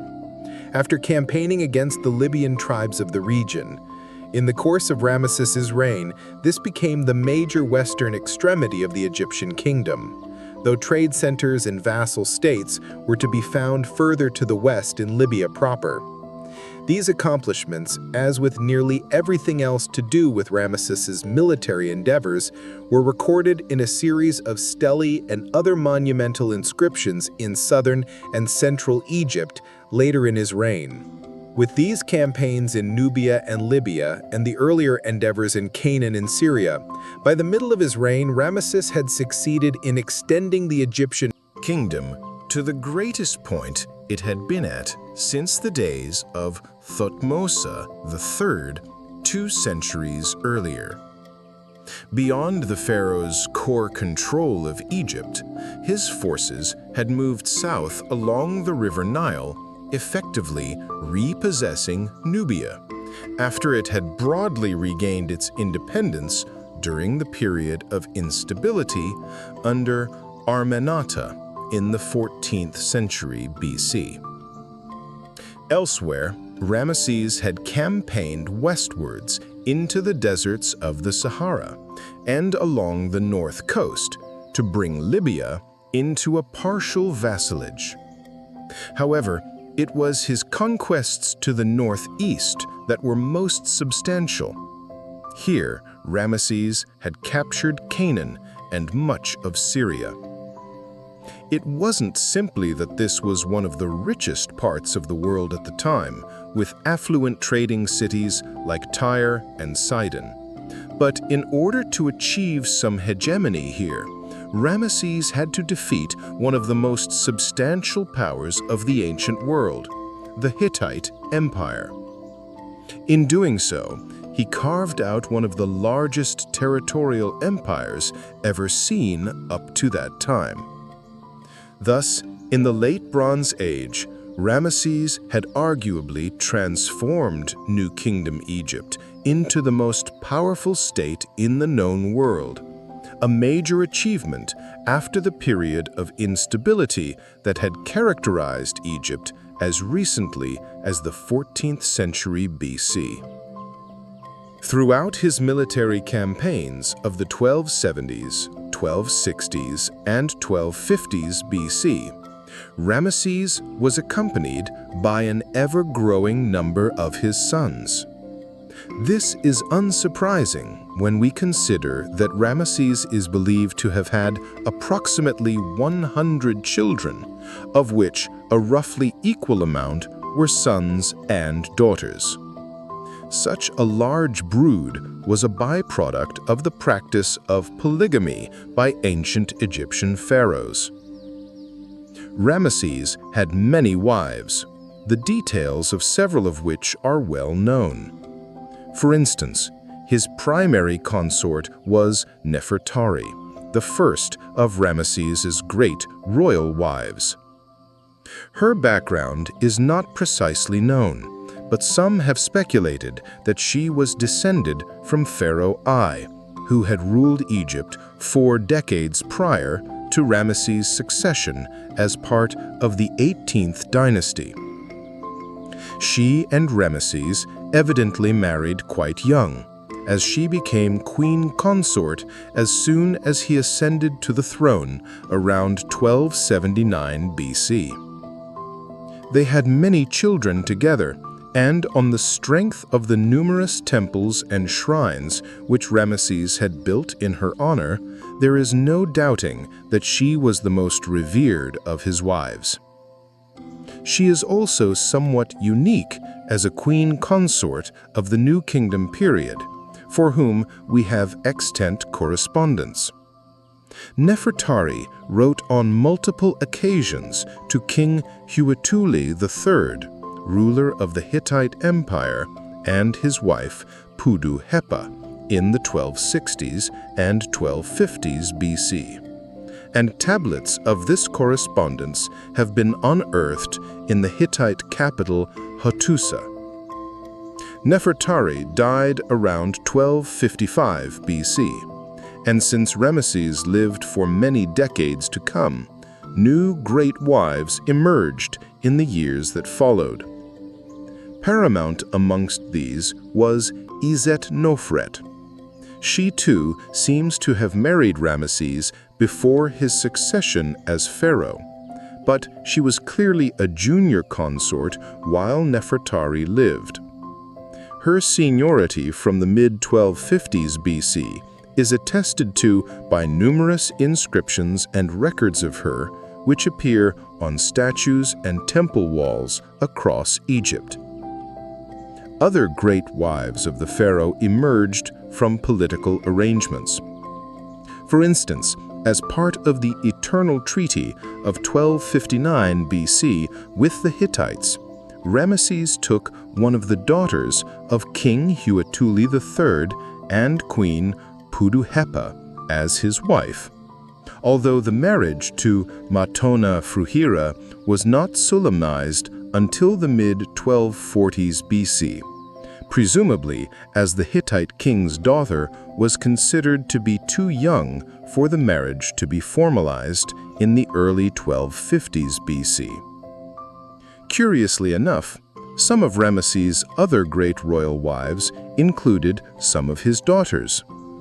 Bint Anat, for instance, was born from Ramesses' marriage to Iset-Nofret, before later marrying her own father.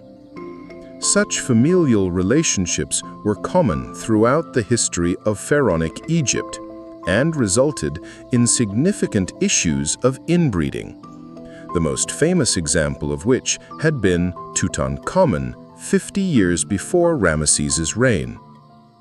Tutankhamun suffered from multiple physical ailments, the exact nature of which are still debated, but which Egyptologists concur were most likely owing to the species of inbreeding that characterized Ramesses' own familial life in the 13th century BC. This extensive royal family was intimately connected throughout Ramesses' long reign with the cult of Ra, the sun god, and one of the paramount deities in the Egyptian religious system, who was also worshipped as Amun-Ra in a slightly different form.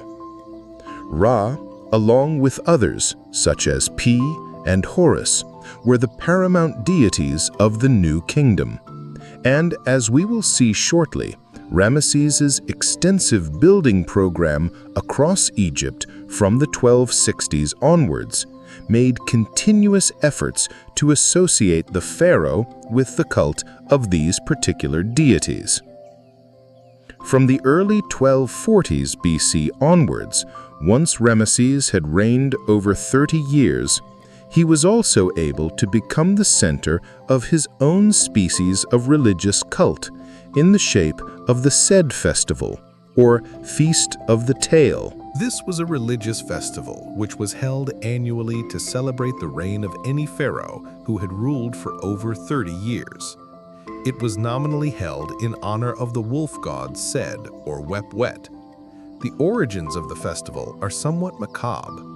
It may have been the case that the Sed festival was originally held as a ritual in which a long-lived pharaoh was ritually murdered, the idea being that once he reached a certain age, it was time for him to be removed from power. Over time, the festival changed to one in which the king was honored rather than killed. Under Ramesses, the Sed festival was celebrated at the traditional capital, Thebes, for the first time in 1249 BC. Thereafter, it was held every 3 years for as long as Ramesses lived. Such was the length of his reign that he went on to celebrate an unprecedented number of Sed festivals. If the first half of Ramesses' reign was primarily dominated by warfare and the extension of the realm's borders, the second half of it was remarkable for the extensive building projects which were undertaken by the pharaohs. Ancient Egypt is synonymous with brilliant architectural achievement, but this was achieved at irregular intervals. For instance, the first intermediate period of Egyptian history, which occurred in the late 3rd millennium BC, prior to the advent of the subsequent Middle Kingdom, was a period of lackluster building projects. Conversely, the New Kingdom period, which had begun in the 16th century BC, saw a new age of major building projects commissioned by the pharaohs along the River Nile. Ramesses II was the greatest proponent of this new age of pharaonic patronage of religious and mortuary architecture. In fact, his reign witnessed the most significant building program seen since the days of pharaohs such as Khufu, who in the 26th century BC constructed the pyramid complex at Giza near modern-day Cairo, including the Great Pyramids, the only surviving wonder of the ancient world. However, by the New Kingdom period, such monumental buildings as were constructed by Ramesses focused more on erecting great temples, obelisks, and statues to honor the pharaoh and the gods, rather than on giant pyramids to act as mortuary tombs. One of the most significant building projects undertaken by Ramesses was at Thebes, or Luxor, in Central Egypt, the traditional capital of New Kingdom Egypt. Here, Ramesses had the Ramesseum built on the Theban necropolis, an elevated region on the west bank of the River Nile in the city, where many other pharaohs had erected mortuary and religious buildings over the centuries. The Ramesseum took roughly 20 years to complete and is effectively a temple with several courtyards surrounding it. Large stone pylons and gateways lead from courtyard to courtyard, with a gigantic statue of Ramesses towering over the inner court. The temple itself consisted of 3 rooms with columns and terrace-style cells dividing up the sanctuary throughout them. Stand many statues of the Egyptian gods and goddesses, while several colossal statues of Ramesses once adorned the temple. Unfortunately, several of these were removed from Thebes in the 19th century and are now found in places in Europe, such as the British Museum. On what remains, reliefs commemorate Ramesses' victory at Kadesh and other accomplishments, both inside and outside the temple.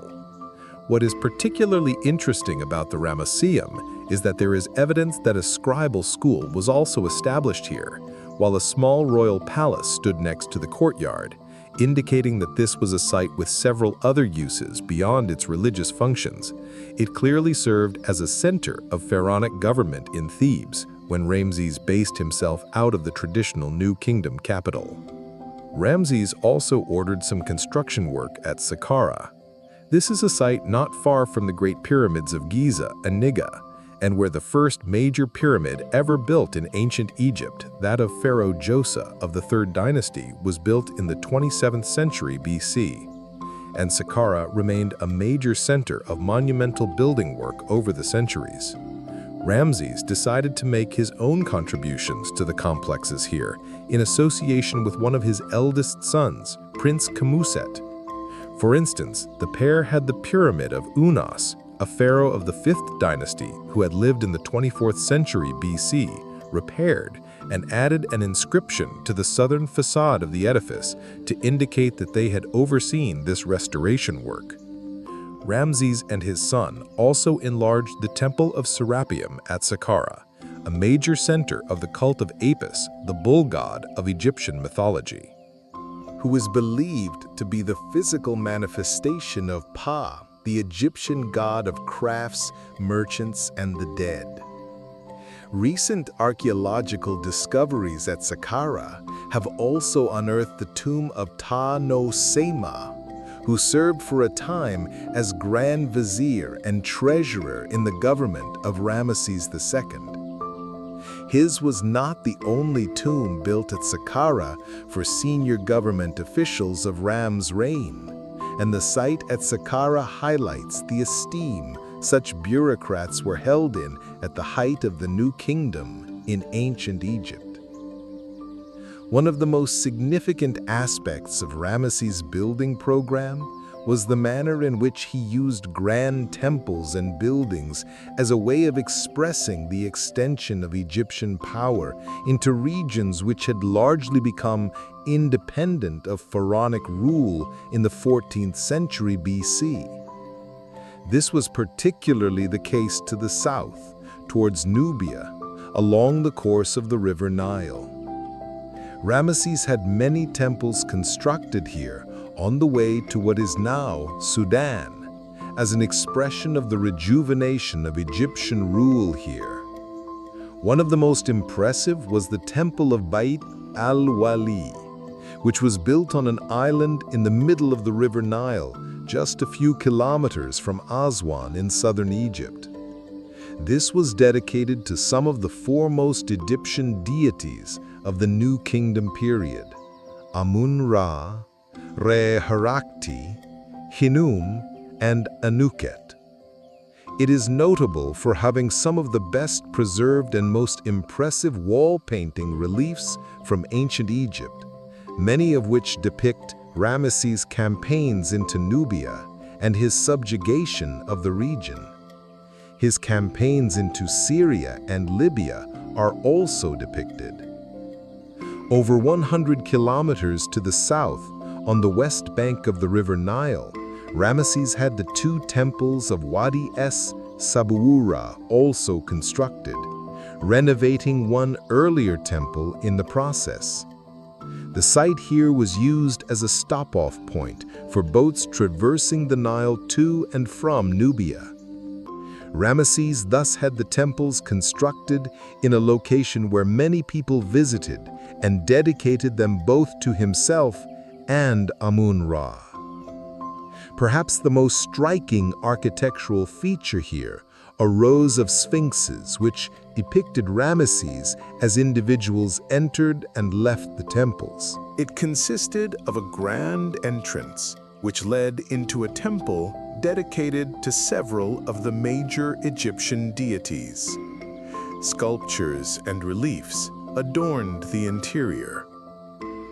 It is also believed that the temple was built in such a way that the chamber flooded with sunlight on the 22nd of October and the 22nd of February every year, illuminating the statues here. It is speculated that these dates are significant as possibly being the dates of Ramesses' birth and coronation as pharaoh. Moreover, the reliefs and sculptures are celebratory of Ramesses' reign, with his military campaigns and his victories depicted on the walls, notably the Battle of Kadesh. While the interior of the Temple of Abu Simbel is impressive, The most notable aspect of the temple complex is the series of colossal statues which were erected on either side of the main entrance outside the temple.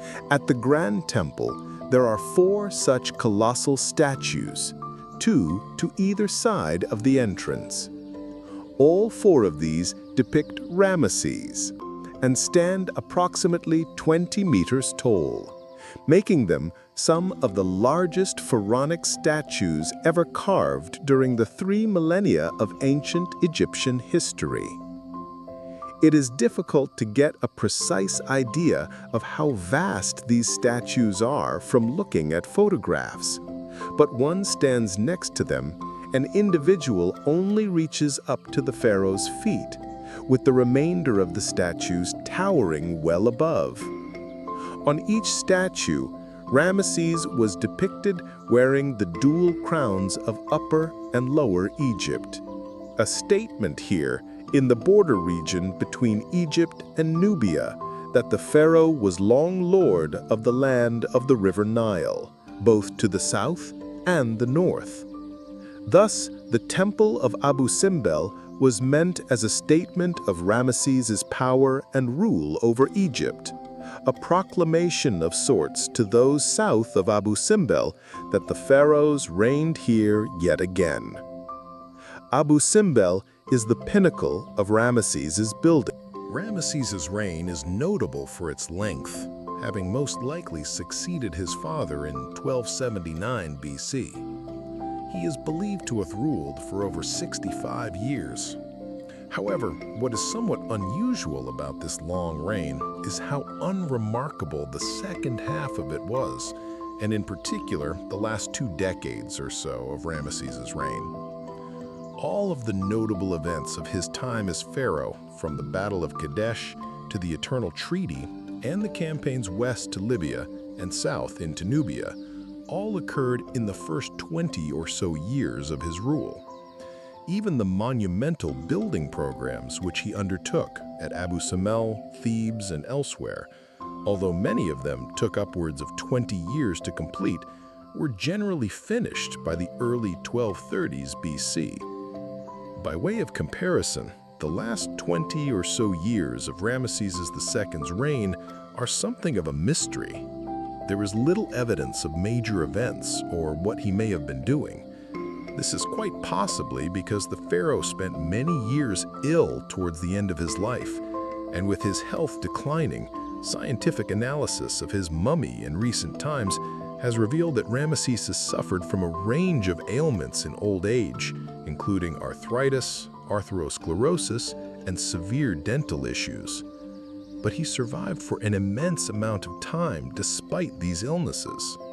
Such evidence as we have indicates Ramesses did not die until 1213 BC in the 66th year of his reign, probably aged around 90, an extraordinarily long life by the standards of the time. He was originally interred in the Valley of the Kings, where many pharaohs were interred in the hills outside Thebes. But owing to looting of the graves here, his body was moved on several occasions. Like all the ancient pharaohs, he was mummified, meaning that his body was partially preserved across the centuries.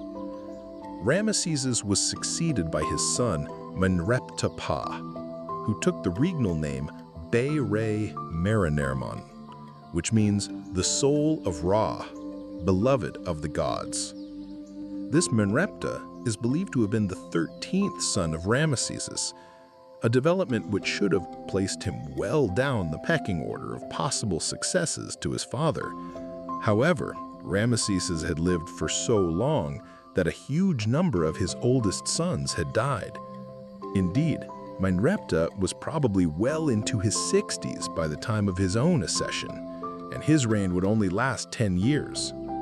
The most significant development during his reign was a victory which he won over the tribes of Libya at the Battle of Pereire in 1208 BC.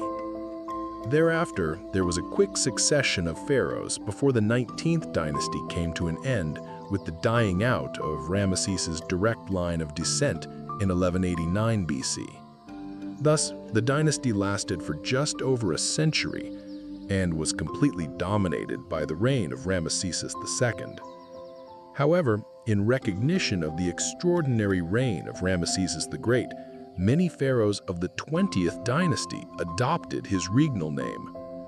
In all, there were eventually 11 Ramesses, the last being Ramesses XI of the 20th dynasty, who died around 1077 BC. In death, Ramesses II has acquired an even greater historical fame over the years, as it has regularly been speculated that he is the pharaoh of the story of the book of Exodus in the Old Testament. This is one of the earliest sections of the Old Testament and is central to both Judaism and Christianity. In it, the story of the Jews who were effectively living as slaves in what is termed the land of Goshen, but which is pharaonic Egypt, is related. This picks up from the book of Genesis, which had related how Joseph, the son of the Hebrew prophet Jacob, had been tricked by his brothers and sold into slavery in Egypt. Over the next several generations, a large community of Jewish slaves came to live in Egypt under the subjugation of the Egyptian pharaohs. In Exodus, we read the story of how the Jewish prophet Moses is placed in a reed basket and sent down the river Nile by his mother Jochebed after the pharaoh had ordered the murder of Jewish children following concern about the number of Jews or Israelites that were then present in Egypt. Moses is subsequently found and adopted into the pharaoh's household, where he gains the affection of the Egyptian king. But Moses clashes with the pharaoh's biological son. Eventually, He realizes he is one of the Israelites and leads his people out of Egypt by parting the Red Sea as the Pharaoh's forces attempt to trace him. The debate on Ramesses is whether he could be identified as being either the ruling pharaoh of the book of Exodus or his biological son, who becomes Moses' rival. There is really no substantive case, however, in either instance for speculating to this effect. The book of Exodus makes no effort to identify the historical figures who might have been involved in pharaonic Egypt at the time, and the historicity of the events of the Old Testament are of course open to speculation as well. Consequently, different writers have speculated that a wide range of pharaohs dating from as early as the 17th century BC and as late as the 12th century BC may be the pharaoh of the book of Exodus or his biological son.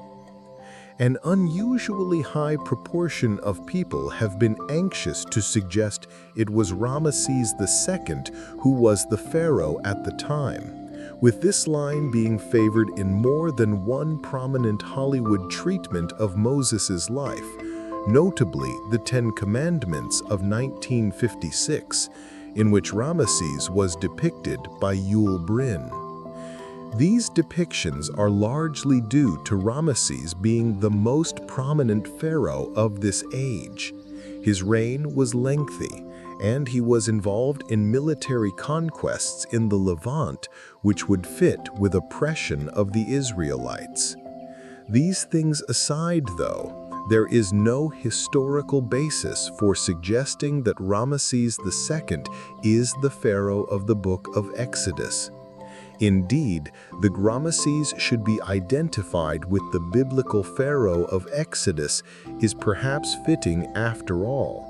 Much of the tale of Moses portends doom for Egypt for impeding the destiny of the Israelites to return to their ancestral homeland and establish a new kingdom there. And there is no doubting that New Kingdom Egypt quickly headed towards a period of immense decline shortly after Ramesses' reign, beginning around 1200 BC. The Eastern Mediterranean, the Levant and adjoining areas were struck by a series of attacks by a mysterious confederation of warlike people who have typically been identified as the Sea Peoples. There is no consensus even today as to who these people were or where they had come from, although it has plausibly been speculated that they came eastwards from the western Mediterranean, possibly from Italy and parts of southern France or the northwestern Balkans. Wherever they came from, what we do know is that the onslaught of these newcomers, along with the arrival of other warlike people such as the Dorians who came from northern Greece around this time, was an immediate threat to the late Bronze Age world and began to destabilize societies such as those of New Kingdom Egypt in the decades that followed. What followed is typically referred to as the late Bronze Age collapse in the historiography of the ancient world, as the powerful states which had dominated the region for several centuries either declined dramatically or collapsed. The Hittite Empire splintered into several smaller states during the course of the 12th century BC, while Bronze Age Mycenae and the Minoan civilization of Crete were almost entirely destroyed. New Kingdom Egypt also entered a period of pronounced decline, though it survived as a substantial polity, albeit much weakened, internally divided by civil wars and reduced in terms of its territorial expanse. This reflected much of what occurred elsewhere.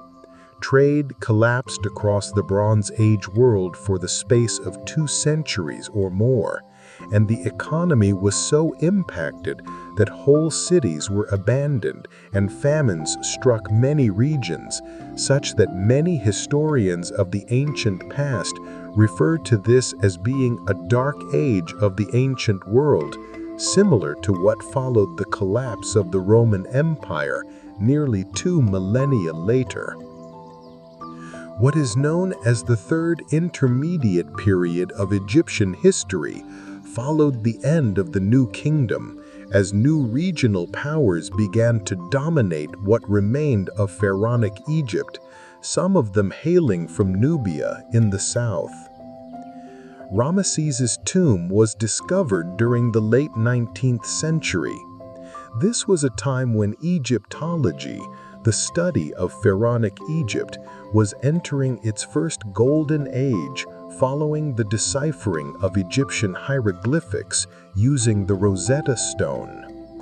The great pharaoh's tomb was discovered at Deir al-Bahari in 1881 near Thebes, within a wider cache of royal tombs dating to the New Kingdom period. Ramesses' tomb, like almost all other pharaohs, had been looted at some stage in the past and revealed nothing to rival the riches of that of Tutankhamun, which would be discovered 40 years later. Carter, however, Ramesses' tomb is nevertheless significant, particularly a series of inscriptions on the sarcophagus which listed Ramesses' various names and titles, and also provided an inventory of his burial goods. The inscriptions also indicate that Ramesses was not immediately interred at Deir al-Bahari, but rather he was first laid to rest in the tomb of his father, Seti I. He remained there for the next 80 years, until such time in the mid-12th century that his tomb was relocated. What is especially strange about all of this is that Egyptologists now believe that the wooden and painted death mask and sarcophagus used in Ramesses' new tomb were actually recycled from the tomb of one of his near successors, Horemheb, the last ruler of the 18th dynasty. It is also evident that renovations were carried out on Ramesses' tomb in subsequent years, indicating that the ancient Egyptians did not simply seal the tombs of dead pharaohs for all time when they were laid to rest, but viewed some of these tombs as shrines which were to be maintained and improved where possible. Unsurprisingly, given the extent of the building program he oversaw, Ramesses II has continued to feature regularly in studies of ancient Egypt and new archaeological projects. Indeed, in the case of Abu Simbel, his temple here was central to one of the most extraordinary relocation projects ever undertaken. In the 1950s, the new government of General Abdel Nasser, who had seized power in Egypt following the Egyptian Revolution of 1952, determined to build a vast new dam at Aswan in order to henceforth control the annual flooding or inundation of the River Nile, on which so much of the country's agriculture depended. The resulting flooding and the creation of what was to be named Lake Nasser near the dam would have submerged Abu Simbel. Accordingly, in 1959, the Egyptian government applied to UNESCO to move the temple. This petition was granted, and over the next several years, several Swedish engineering firms undertook the project for the Egyptian government. The work involved was highly complex, as Abu Simbel was not constructed out of blocks of stone, but carved into a cliff face. Thus, the temple was rescued by effectively making a giant incision into the mountainside and then transplanting the temple piece by piece to a site several hundred meters inland and much higher above ground. Thus, Abu Simbel now overlooks the River Nile, much as it has for over 3 millennia, but from a different vantage point and site. Owing to the length of his reign and its significance, Ramesses has also featured extensively in modern popular culture.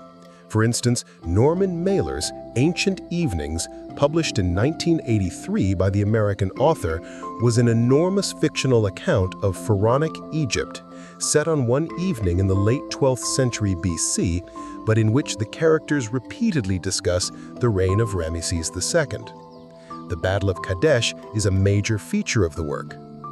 Ramesses was also the subject of works by the noted historical fiction writer Christian Jack.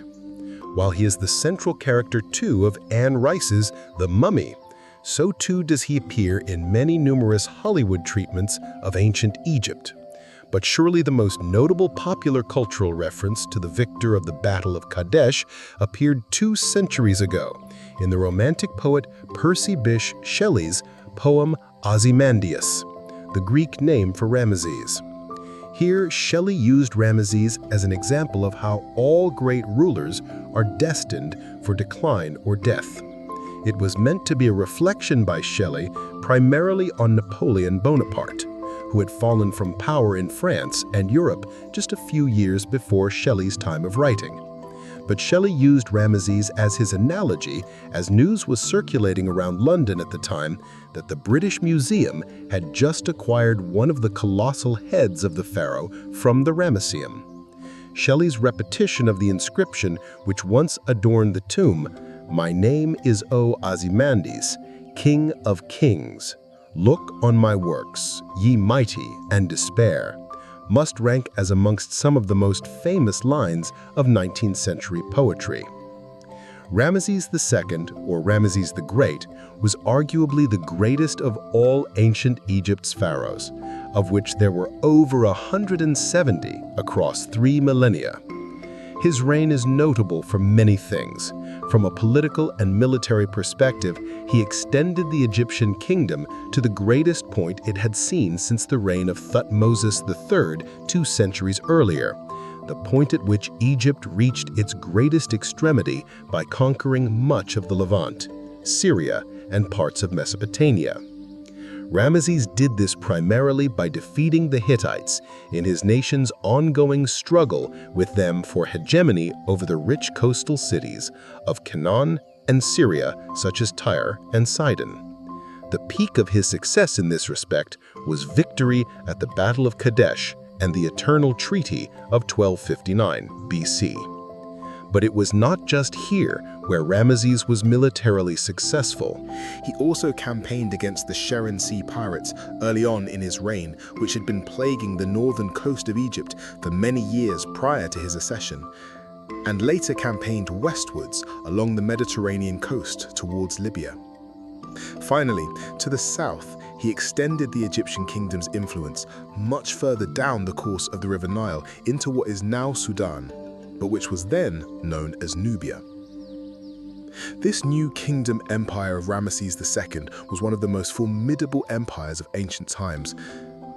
However, there is also the distinct possibility that Ramesses has been accorded the prominence which he has in studies of ancient Egypt and amongst Egyptologists, owing to his own self-promotion. Ramesses was one of history's first great propagandists. There was no success which he achieved on the battlefield or aspect of his reign that he did not commemorate in stone, in such a way as it would be remembered for centuries or even millennia to come. Thus, for instance, we find him setting stone stelae and other markers in the Nile Delta and the Levant to proclaim his victories over the Hittites and the Sharon Sea pirates there, to the world and to future generations. But it was his building program in places like Luxor, Saqqara, and above all, Abu Simbel, way down the Nile near Aswan, which afforded him his greatest legacy. Here in stone, he proclaimed to all his magnificence as a ruler, his ties to the sun god Ra, and his many military accomplishments. Yet while these building works may have been acts of propaganda, there is no denying their brilliance.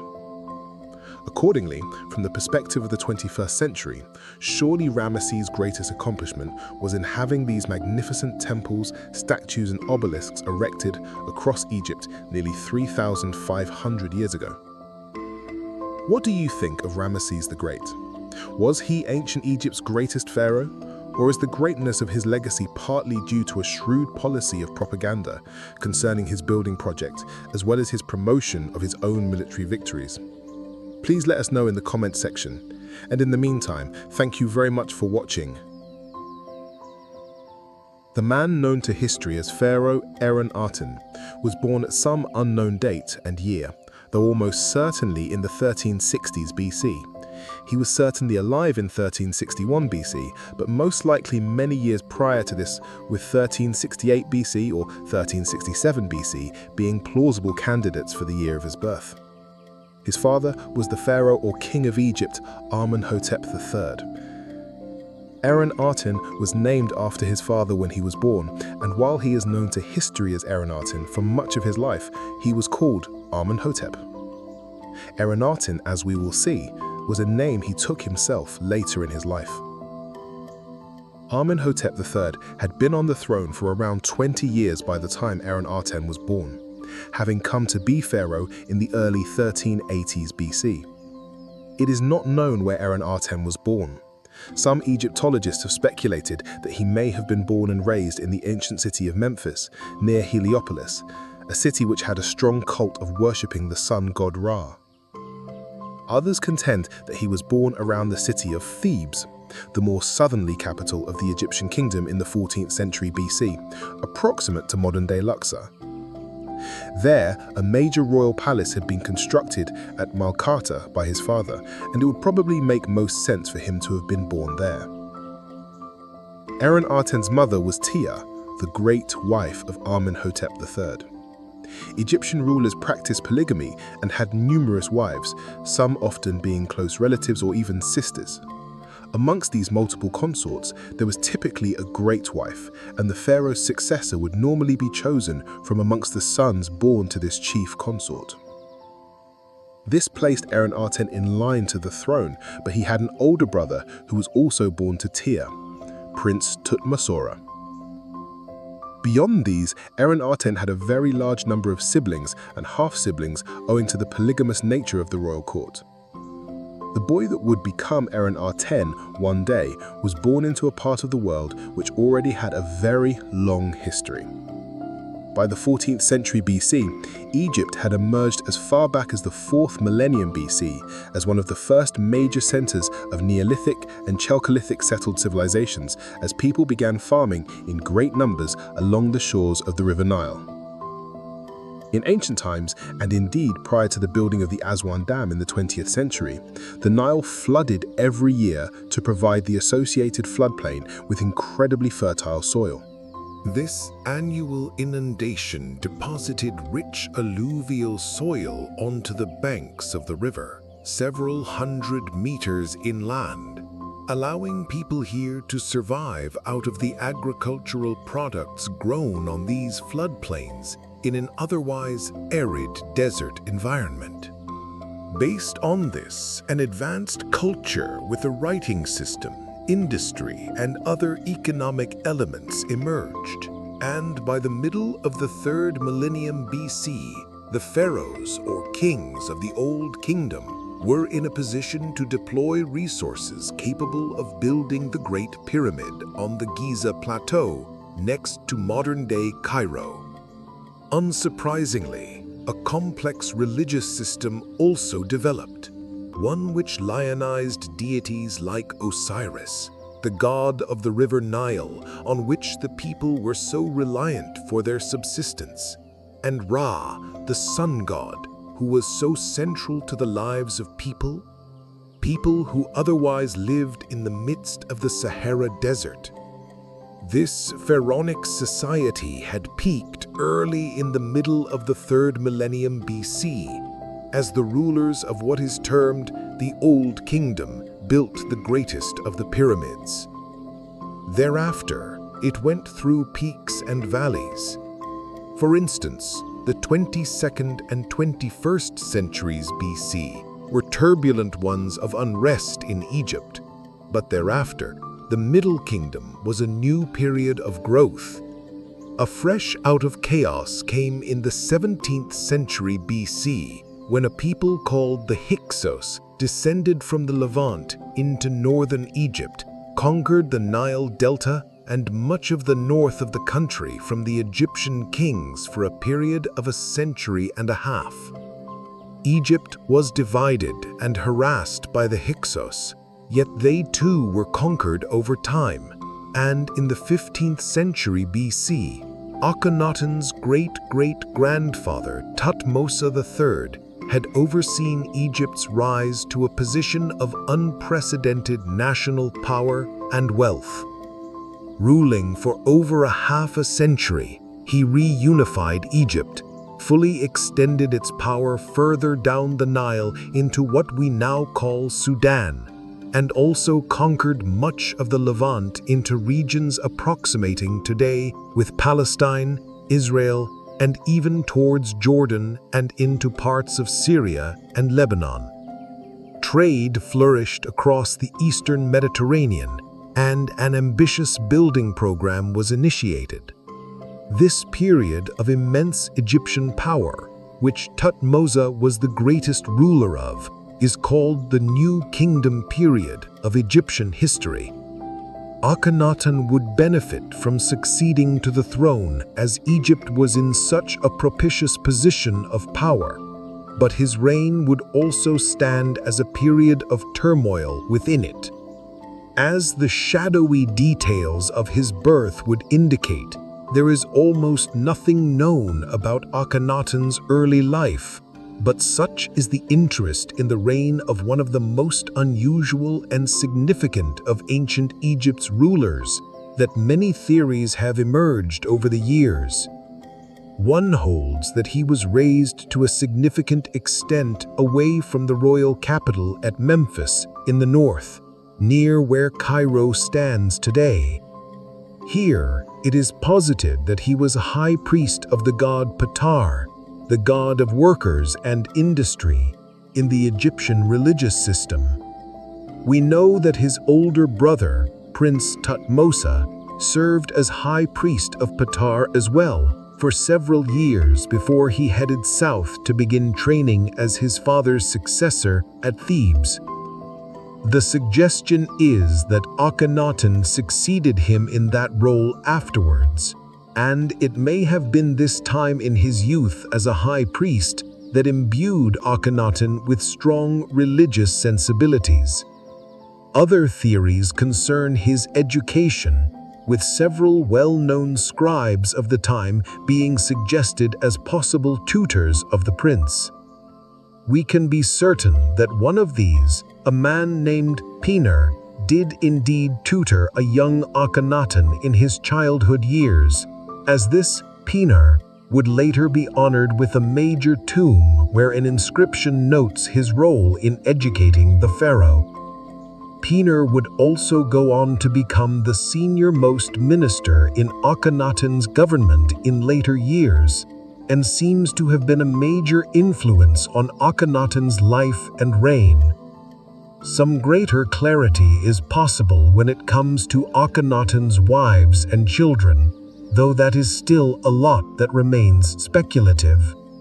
Even in this area, one thing is for sure.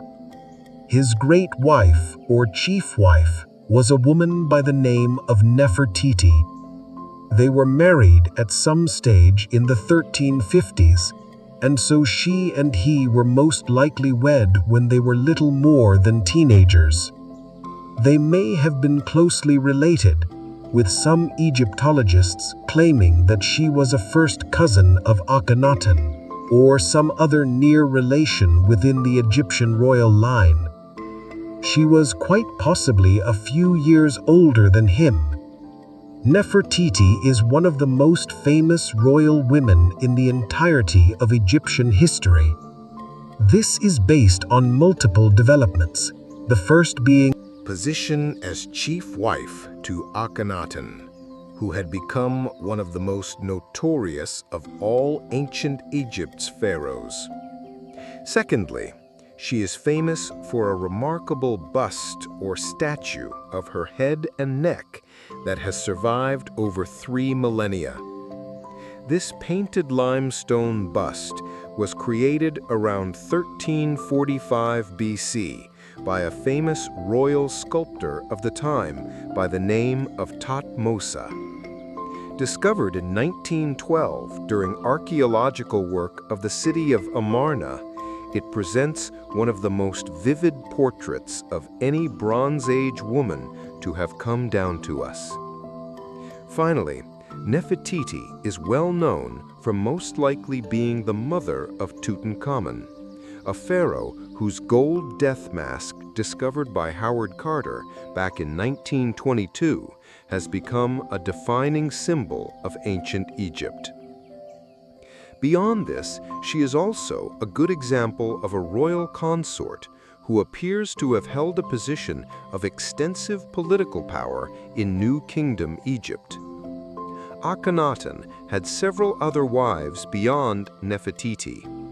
One was Kia, a name which is believed to have been a shortened version of Tadu-Khepa. If so, she most likely was a princess of the Mitanni royal family, a people who ruled an area around Kurdistan today, where the borders of Turkey, Syria, and Iraq meet. Accordingly, her marriage to Akhenaten would have been political, to cement diplomatic relations between Egypt and a near neighbor.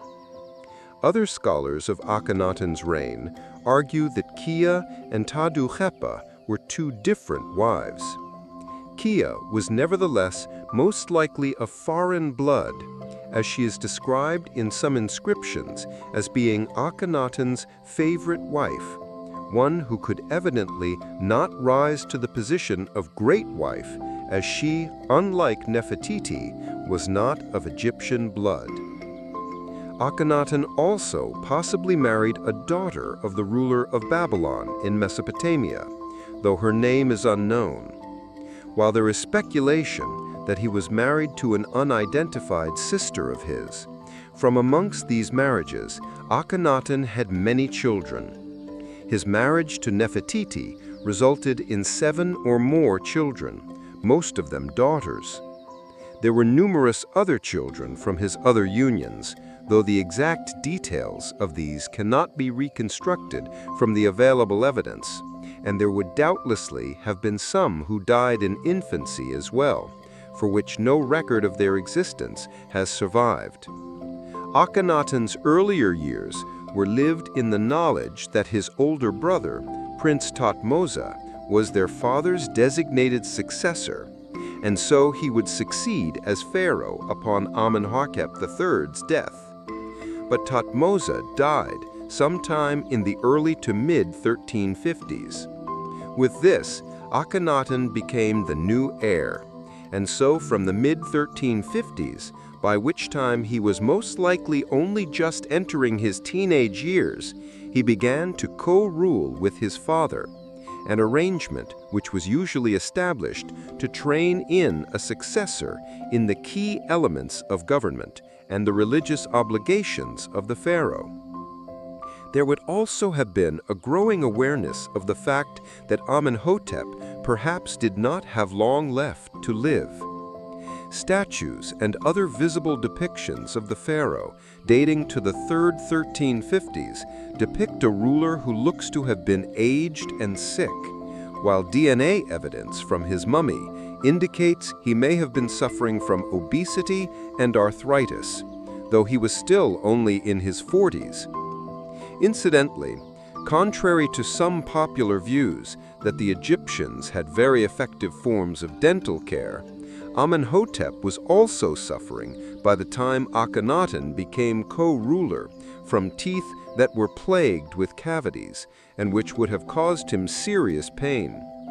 It was this obese, arthritic, and pain-ridden figure who managed to rule down to around 1351 BC, though perhaps as late as 1349 BC. Upon his death, Akhenaten ascended as pharaoh in his own right, initially with the regal name Amenhotep IV, though he would soon change it to Akhenaten. Glass-making, pottery-making, and other crafts, as well as professional schools for scribes, medics, and other skilled workers, flourished.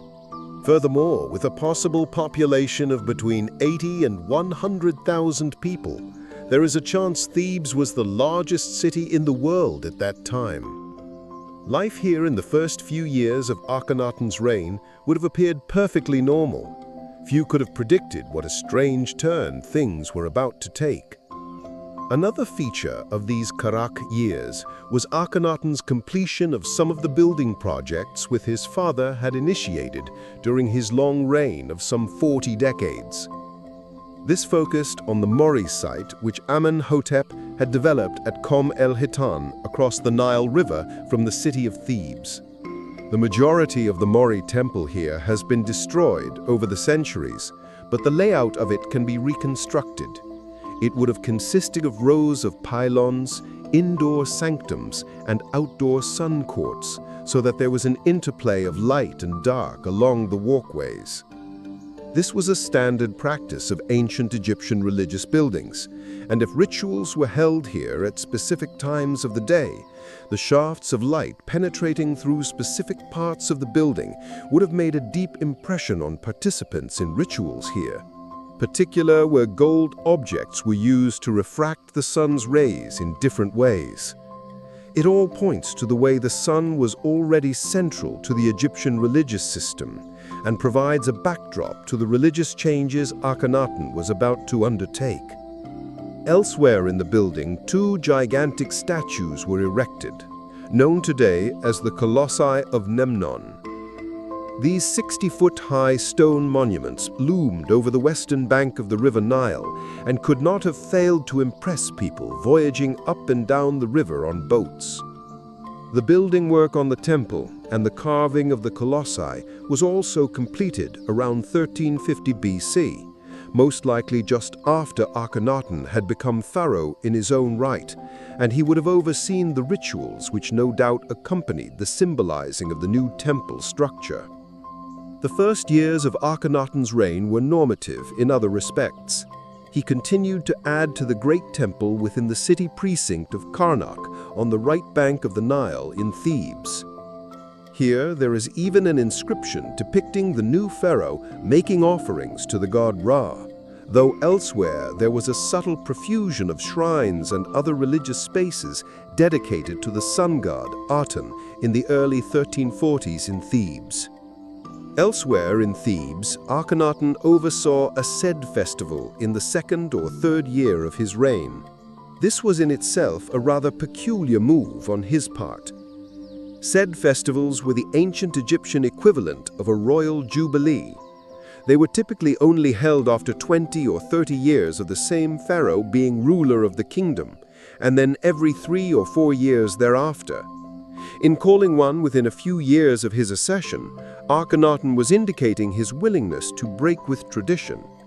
His motive in doing so may have been a desire to establish continuity between his own reign and that of his father, and it is noted that the date of it may have fallen around the 40th anniversary of Amenhotep's accession. If this is so, perhaps Akhenaten felt some vulnerability about having been a younger son and then emerging as the heir and then pharaoh in the course of the 1350s. The said festival may have been organized in an effort to proclaim the legitimacy of his reign and cement his status as the new pharaoh. While there were normative elements to Akhenaten's reign during its first years, it would soon take a dramatic turn that has created an infamous position for the pharaoh within the history of ancient Egypt. The shift came in 1346 BC, though for how long Akhenaten had been considering this new course, or why he decided upon it at this time, remains a mystery with no clear answer. This all centered on the deity Aten, also spelled Aten, Aten, or Eden in various other references to him on temple inscriptions. The word itself derives from Old Kingdom Egyptian and refers effectively to a disk or sun disk. Therefore, in its earliest incarnation, the name Aten was used simply as a noun to refer to the spherical or disk-like appearance of the sun when viewed in the sky. Over time, the term Aten became one which was used to refer to a sun deity or god. Aten was just one of such a sun god. The most popular and important of these was Ra, one of the most important of all the Egyptian gods and goddesses, one who is said to travel through the sky in an ark every day, bringing light to the world, while in the evening he retired and night fell. Aten was just one of over a dozen deities which emerged around the worship of the sun day and night in Egypt over the centuries. These practices of multiple forms of sun deity were reflected in a great many other ancient cultures of the Chalcolithic, Bronze, and Iron Age. What is unusual about Akhenaten's actions is the fact that Aten was still a relatively minor deity by the 14th century BC. Although there is evidence that the importance of the sun deities was growing in the Bronze Age world of the Eastern Mediterranean around this time, Akhenaten now went one major step further. For reasons which will remain elusive, he decided to proclaim the worship of Aten as a form of state religion. In this new religious system, the personification of the sun as a disk became central, stripped from many of the complex mythological elements which pertain to the worship of the sun through Ra and other more well-known sun gods. Although much of the material record of the worship of Aten was subsequently destroyed and wiped out by his successors, it is clear that temples were built or rededicated to the new god by Akhenaten, and inscriptions were set up on altars and worshipping sites to the new deity. The pharaoh even changed his name. It is from around this time, at the end of the 1350s BC, that he began being referred to as Akhenaten, or Eten, meaning something akin to effective of Aten, or one who is dedicated to Aten. The latter decision was not entirely unusual. Egyptian rulers and nobles were often named after different deities. Ramesses, the name borne by many of Akhenaten's successors, includes the name of the sun god Ra. Thutmose III, Akhenaten's great forebearer of the 15th century BC, was named after Thoth, the god of wisdom and magic. The traditional nature of naming oneself after a god aside, the move towards active worship of just one deity was quite unusual for the time, one which effectively leaned towards a form of monotheism, though, as we will see soon, there is a major debate amongst Egyptologists and historians of Akhenaten's reign over how we should classify this new religion. Before turning to the specifics of the new religion and how Akhenaten sought to expand it, it is worth trying to reconstruct the philosophical basis for it, a task which is made difficult by efforts to destroy the memory of Akhenaten's new religion by his successors. Firstly, The worship of Aten was perhaps derived in large part from outside influences, whether from the Levant, the wider Middle East, or further afield. There are Semitic aspects to it. In this sense, Akhenaten's decision to adopt it as the state religion points towards the growing prosperity and cosmopolitan nature of the late Bronze Age world, one in which ideas trafficked between cultures over hundreds of kilometers. Secondly, it was something of a more personal religion insofar as it involved a more direct communication between the individual worshipper and the sun deity, whereas Egyptian religion in the main used intermediaries, i.e., priests who received the offerings of lay people and then offered them to the gods for them. One of the reasons why Akhenaten's innovations were possibly so violently reacted against after his death was that he was alleged to have attacked the privileges of the powerful priestly classes. These were some of the core traits of the new religion, and we see inscriptions from the time and images which show people making offerings directly to Aten without priests and temple officials involved. There is, as we have already noted, a wide-ranging debate amongst Egyptologists and historians of Akhenaten's reign over how we should classify this new system. The traditional view, back when the details of what Akhenaten had attempted, and as modern Egyptology developed as a discipline in the early and mid-20th century, was that it was effectively a form of monotheism. This is the idea that one god should be worshipped exclusively. Christianity, Islam, and several other modern religious systems are monotheistic. By way of contrast, ancient Egypt, and indeed most other ancient religious systems, such as those of Babylon, Greece, and Rome, were all polytheistic. That is, they worshipped multiple gods, or a pantheon of sometimes hundreds of gods and goddesses. While it is tempting to see the brief experiment in the worship of Aten as a form of monotheism, it seems more plausible to describe it as a form of monolatry.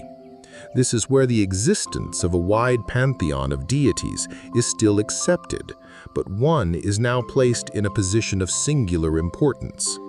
The idea here is that Akhenaten was not trying to disavow the existence of the other gods and goddesses, but that he was proclaiming to his people that Aten should be worshipped above all others.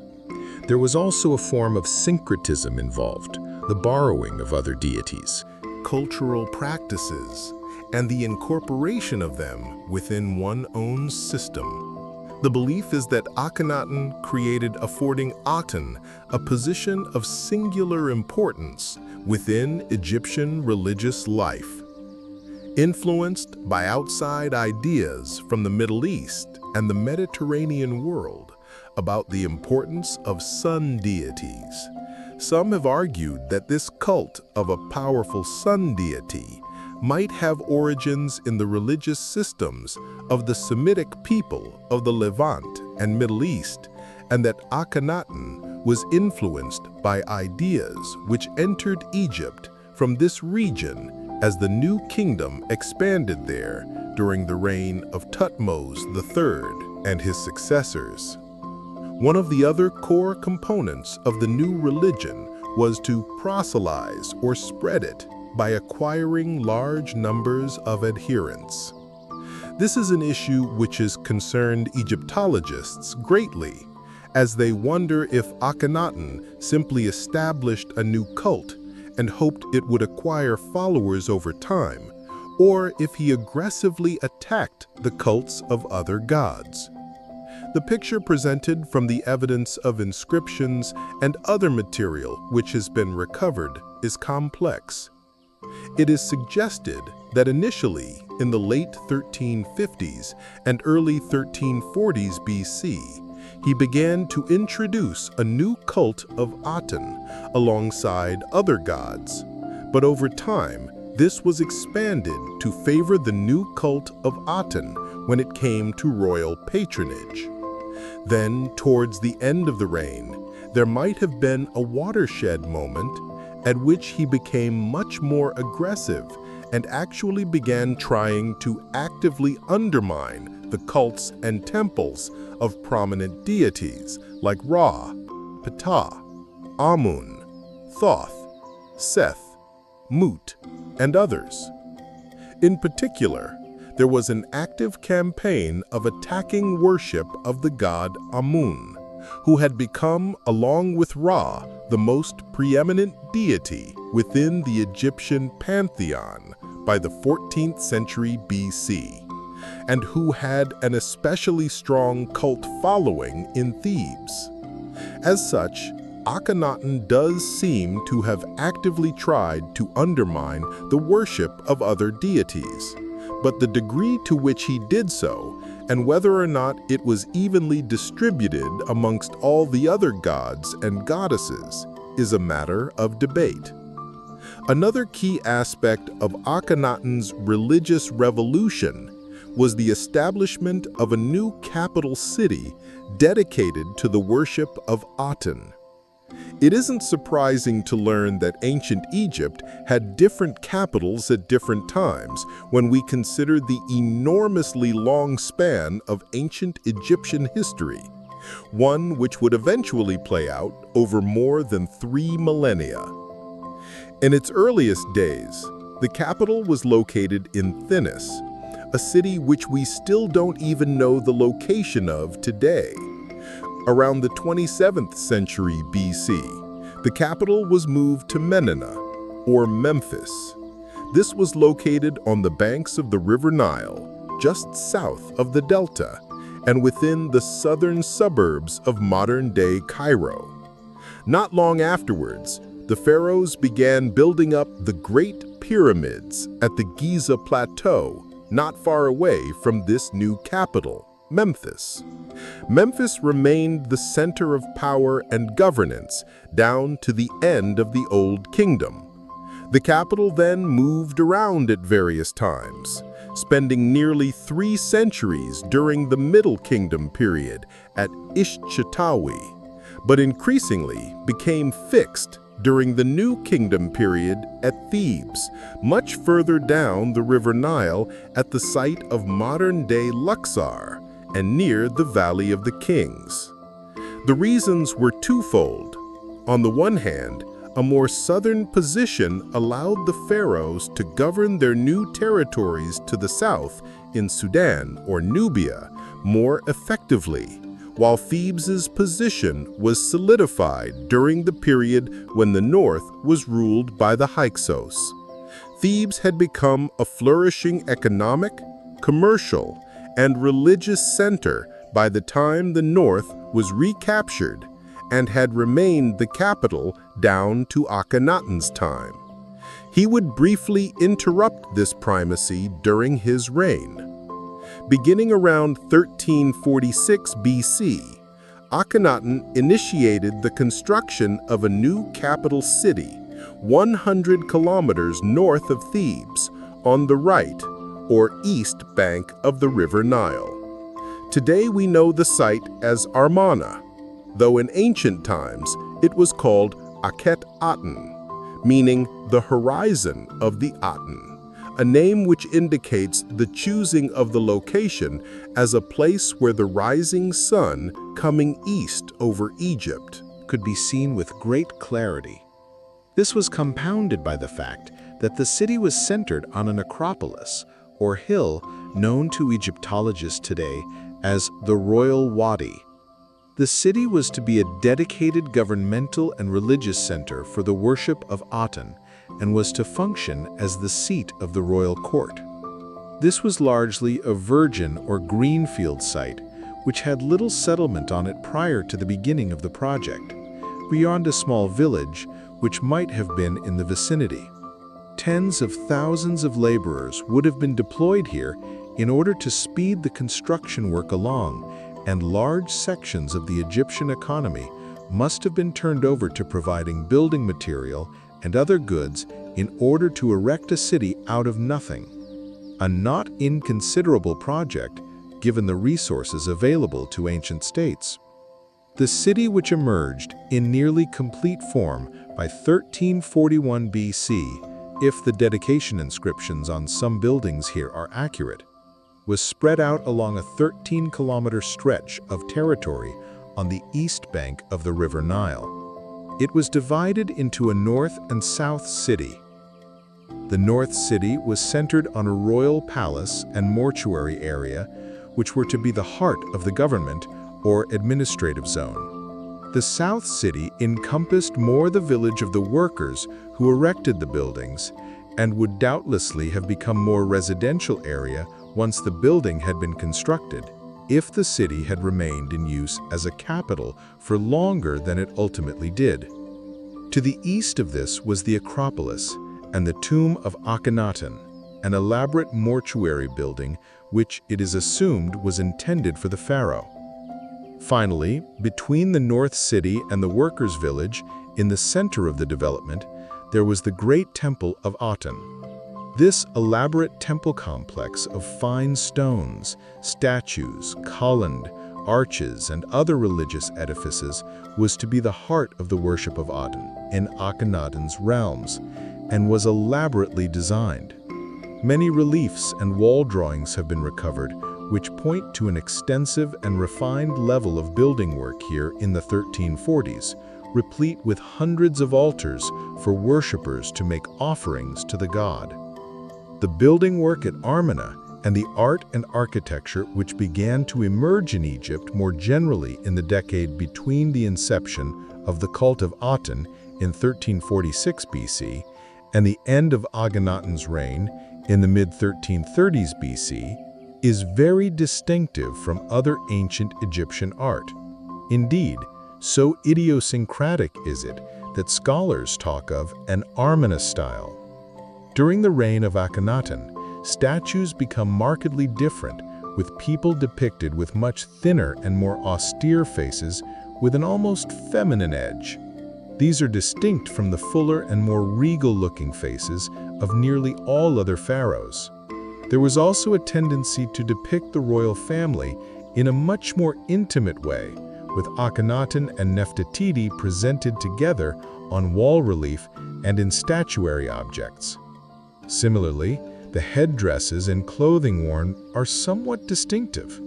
Nefertiti's headgear in the famous buster is indicative of this, with Akhenaten's wife wearing a wig in a Nubian style. When it came to the temples and other religious spaces at Amarna, a marked difference was seen in the open nature of these sites. The high, imposing walls punctuating sun courts, which were typical of ancient Egyptian religious buildings, were abandoned in favor of temples with small enclosure walls. The courts where the religious ceremonies were carried out and offerings made were now out in full view of the sun so that worshippers could be in the presence of Aten entirely when attending his great temple at Amarna. Thus, Akhenaten's radical reforms extended beyond religion to how the royal government was depicted visually and presented itself to the people of Egypt. All of these decisions by Akhenaten have given rise to a major debate as to who he was on a personal level. This is almost impossible to determine when it comes to an ancient ruler. Kings and queens 3,500 years ago did not tend to write memoirs or anything of that kind that have survived, and which might provide an insight into who they were as individuals. Instead, we are left to reconstruct this from other evidence. Some have argued Akhenaten was a visionary and religious radical. Others have argued he could have been insane or mentally unhinged in some fashion. There really is no way of knowing, though. Another theory, which has the benefit of being grounded on a vision of him as a political power broker, was that he was fostering the cult of the sun deity as a means of arising himself. Courts in New Kingdom Egypt were no different to more modern courts and governments, with various factions and power groups, some trying to undermine the ruler. Perhaps Akhenaten decided after years ruling from Thebes or Karnak to begin the worship of Aten and establish a new capital as a radical break from the old political system. The new religion would weaken the powerful priestly class and their followers and would centralize power in Akhenaten's hands, who, in adopting his new name, was intrinsically associating himself with the sun god. This view of him as a ruler trying to increase his own power by centralizing religious worship around him would also match with his decision to hold a Sed festival in Thebes not long after his ascension, a move which, as we have seen, points towards some insecurity in his position as pharaoh. Ultimately, we can't be sure, but there are many things which might have motivated Akhenaten. While Egyptologists and commentators on Akhenaten's reign have, for obvious reasons, commentated primarily on the religious innovations he introduced, there were other things occurring in the 15 or so years between his adoption of Aten as the state god and his movement of the capital to Amarna. Most of this centered on foreign policy matters. While Egypt had risen to a position of unprecedented power and prosperity in the Bronze Age world during the reigns of Thutmose III and his successors, the kingdom did face opposition from various fronts. There were numerous other strong powers in the Eastern Mediterranean and the Middle East generally.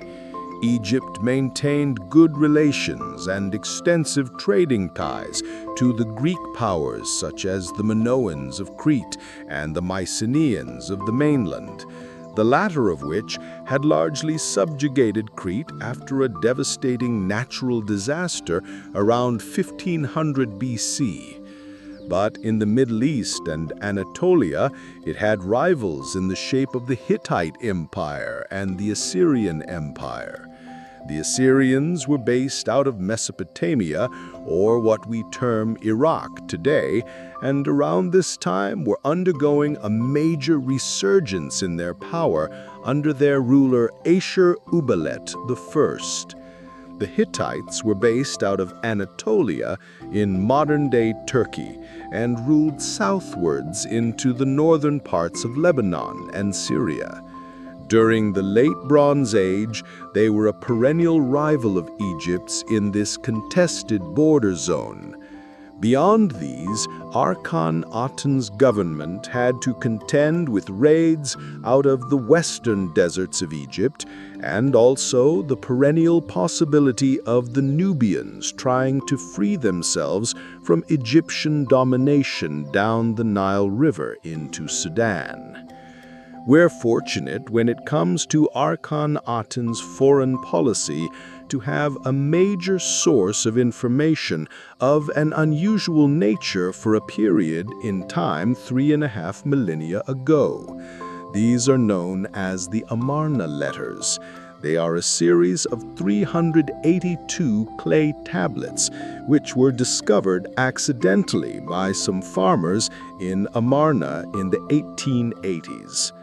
They are unusual insofar as they are not written in Egyptian hieroglyphs, as one might expect, but rather in cuneiform writing, the type of script which was favored in the 3rd and 2nd millennia BC by people like the Sumerians, Babylonians, and Assyrians who were based out of Mesopotamia, or what we term Iraq today. The tablets nearly all date to Akhenaten's reign and record his diplomatic agreements with the Assyrians and others and shed some light on his foreign policy. There are also numerous letters between the pharaoh and local rulers of parts of the Levant and other lands therein. In the mid-14th century BC, interestingly, these vassal kings addressed Akhenaten as "The sun, my lord," perhaps indicating an awareness of the new solar religion Akhenaten was promoting at home, whereas the kings of Assyria and other large states addressed the pharaoh as a brother and equal. The Amarna letters and other evidence offer an interesting insight into Akhenaten's foreign policy in the Levant and wider Middle East. When it comes to the Assyrians, Akhenaten was primarily concerned with rejecting Ashur-uballit I's desire to be officially recognized as the pharaoh's equal. Caught up in a diplomatic dispute between them and the Babylonians, a declining power that still controlled land in southern Mesopotamia towards the Gulf of Persia. Despite the fact that the Assyrians had long since emerged from underneath the control of the Babylonians and were now the dominant power in the region, the Babylonian king Burnaburius II wrote to Akhenaten on 2 occasions, inquiring as to why the Egyptian pharaoh was entertaining diplomatic envoys from Ashur-uballit of Assyria. He would have received short shrift from Akhenaten, who presumably was negotiating an accord with the Assyrians against the Hittites. The latter, under their ruler Suppi-Luliuma I, did make raids into the Hittite-Egyptian border zone in Syria and Lebanon during the 1340s, though there was little of significance achieved by these. This perennial border conflict between the Hittites and Egyptians would continue for decades to come, peaking in the reign of Ramesses II a century later, when one of the most significant engagements in ancient history, the Battle of Kadesh, was fought between the two. The Amarna letters are nevertheless a very useful window into how diplomacy worked here in the Bronze Age, particularly on the nature of the vassal city-states and principalities in the border zone and how they communicated with the pharaohs in Egypt. A more significant military campaign was launched by Akhenaten to the south of his central kingdoms in Egypt. This occurred sometime in the middle of his reign, though the dating is not perfectly clear. Akhenaten did not lead the army himself, but patched his viceroy, the governor of much of Nubia, a man named Thutmose, to head southwards and quell a revolt amongst the perennially unruly Nubians. It was not unusual for a pharaoh to command an underling to lead such a military campaign when it came to Nubia in any event. Thutmose treated the campaign as a routine military exercise that such interventions largely were by that time, quickly bringing the unrest to an end. In the aftermath of it, several victory stelae, or stone pillars, were set up in parts of Egypt to commemorate the victory. Some Egyptologists have argued that there were other campaigns that Akhenaten might have engaged in, but all the evidence for these is very speculative. At the same time, we can probably dismiss the idea, which was favored a century ago, that Akhenaten was some sort of pacifist.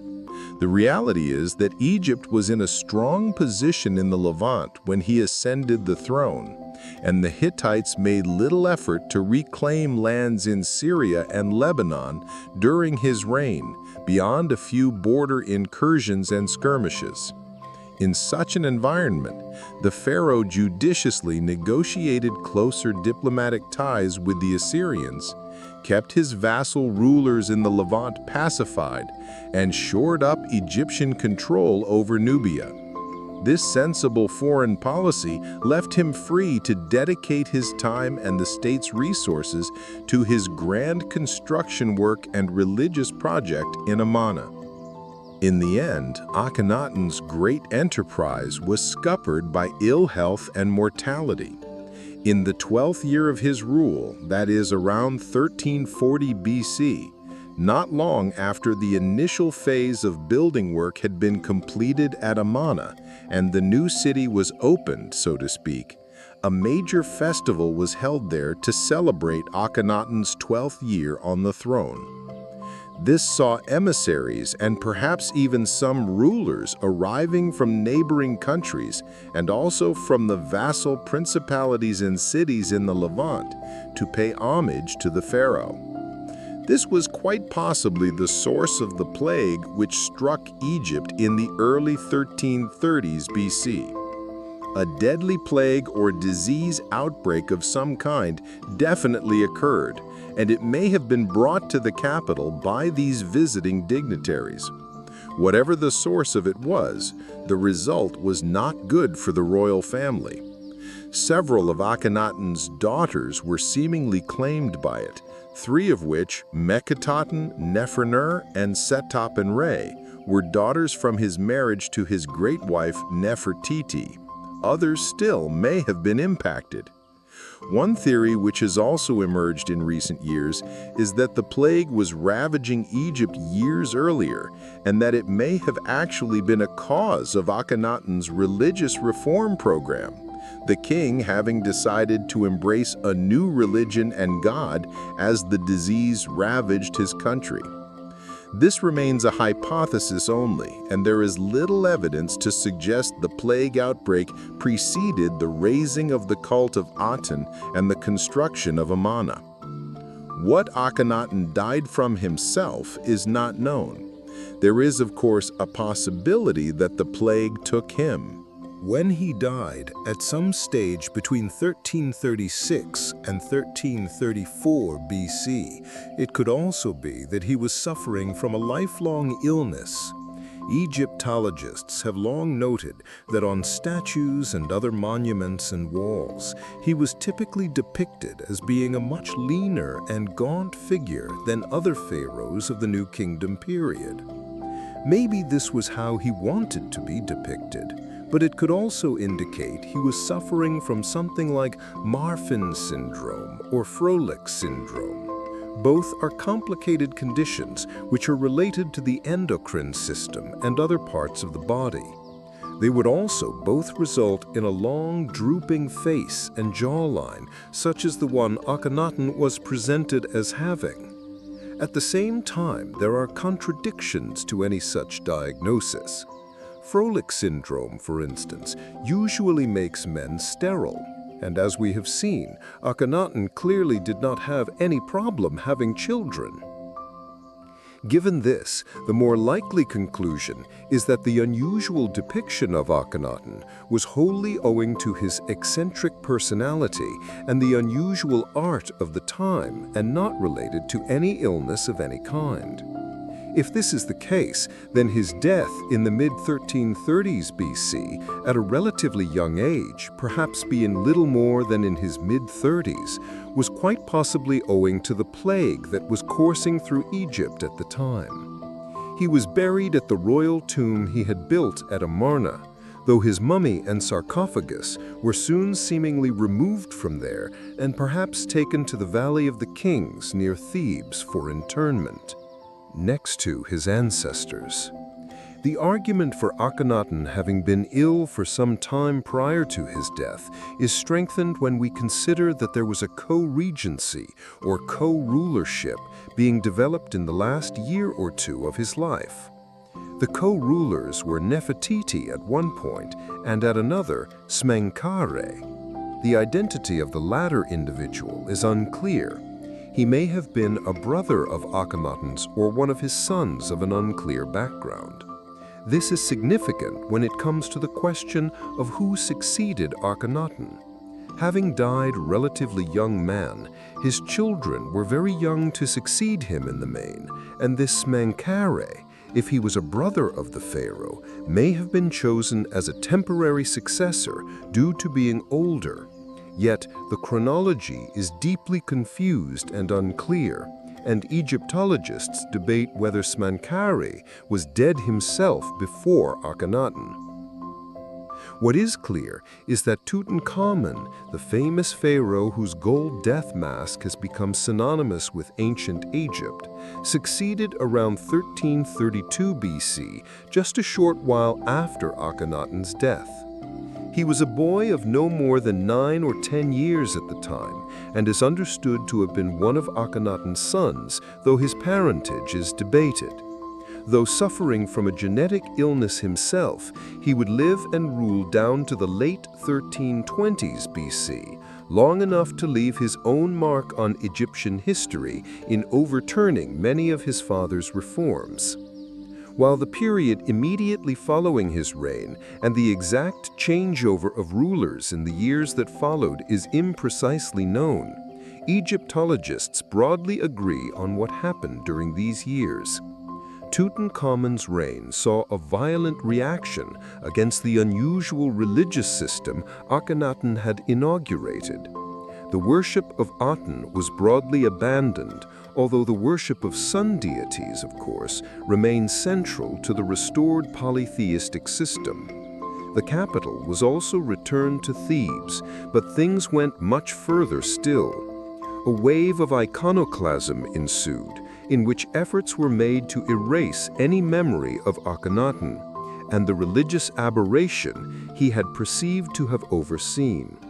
Amarna was abandoned, its temples and grand buildings were literally dismantled and paved over, though in doing so the destroyers did a great job of preserving the city under the sand, and it has been possible for archaeologists to retrieve much of it in recent decades.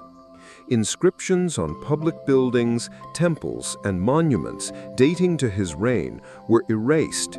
Statues and tombs which had been erected were defaced, often with the physical features of statues chiseled off. Official records were also evidently destroyed. This amounted to a concerted effort to destroy any memory of Akhenaten, and the cult of Aten, so comprehensive was this campaign that it destroyed many records of Akhenaten's life and reign. And one of the reasons why we have such a limited knowledge of the circumstances of his early life and reign is owing to this effort to erase him from the historical record by his near successors. The campaign was quite effective. By the time of the long reign of Ramesses II in the following century, Egyptian society had largely forgotten the aberration Akhenaten had inaugurated. As successful as this campaign of destruction was, it did not stop the emergence of new forms of monotheism in the Near East in the centuries that followed. Judaism, in its full form, emerged in the Levant by the 11th century BC, not long afterwards. The Persian philosopher Zoroaster, or Zarathustra, as 19th century German philologists like Friedrich Nietzsche termed him, established Zoroastrianism as a new faith which was prominent in parts of what are now Iran and Iraq for centuries to come. The religious system of the Greeks was clearly polytheistic, but some local cults to deities like Apollo and Athena were so powerful that scholars argue they constituted a form of monolatry. The entire system rested on a belief in Zeus as an alleged king of the gods. Christianity emerged later out of Judaism, but incorporating significant elements of the Hellenic system, with many scholars arguing that the ideas of Zeus as a cloud god who ruled over the heavens was a major influence on the early development of the Church of the Followers of Christ.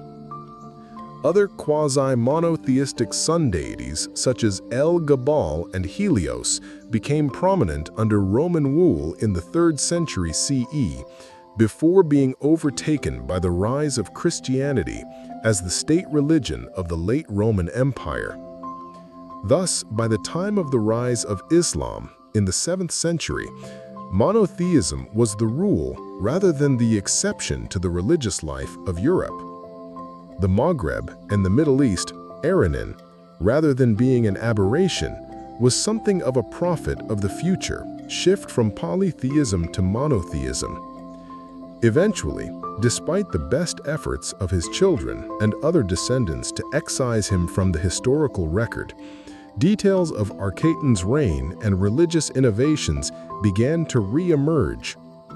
This began with the realization by 18th century European Orientalists visiting Egypt that there was a lost city on the site of Amarna, some remains of which were still visible above the sand. Archaeological excavations were undertaken there spasmodically in the 19th century, before the uncovering of the Amarna letters in the 1880s led to a more sustained interest in the Amarna site. Extensive studies were carried out here between the 1890s and the 1930s, and with this, the story of what Akhenaten had attempted began to reveal itself.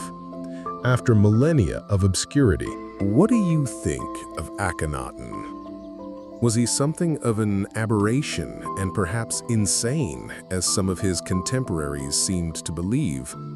Or was he simply a visionary who predicted the general drift from polytheism to monotheism in the ancient world? Please let us know in the comments section. And in the meantime, thank you very much for watching. Tutankhamun, the man known to history as Tutankhamun, was born in the middle of the 14th century BC during the 18th dynasty of ancient Egypt. Although we cannot be sure of his exact date or even year of birth, it is generally agreed that it occurred sometime in the late 1340s BC. Tutankhamun's parentage is disputed, though his father was most probably Akhenaten, who ruled Egypt as Amenhotep IV before he established a monotheistic religion known as Atenism, focused on the worship of the sun disk Aten, beginning about 5 years before Tutankhamun was born. Around the same time he changed his name to Akhenaten. Akhenaten had at least 6 daughters with his great royal wife, Queen Nefertiti. It is possible that she was also Tutankhamun's mother.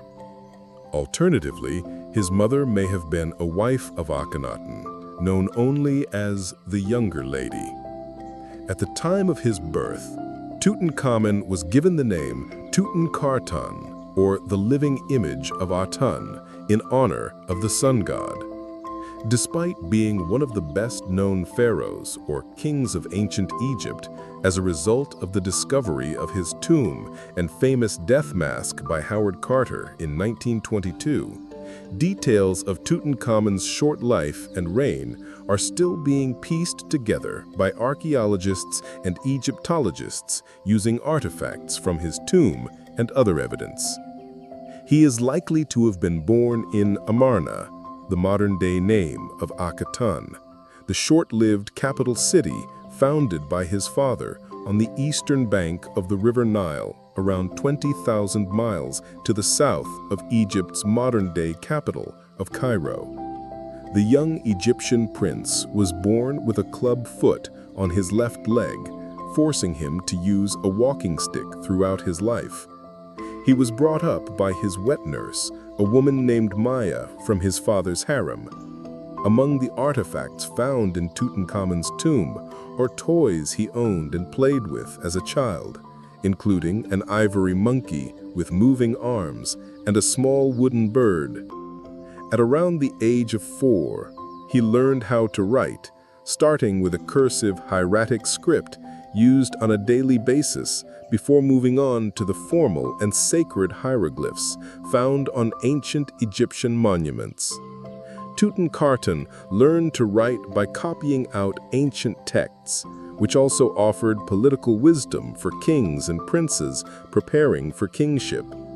He would also have studied administration, geography, history, diplomacy, and religion, as well as the theory and practice of warfare, which included chariot riding and archery. Tutankhaten grew up during a revolutionary period in Egyptian history driven by his father's religious changes. The traditional Egyptian polytheistic belief system involved the worship of many different gods, amongst whom the creator god Amun and the sun god Ra were most prominent. However, Akhenaten had introduced the cult of Aten, a sun god depicted as a golden disk with rays of light radiating downward in a fan.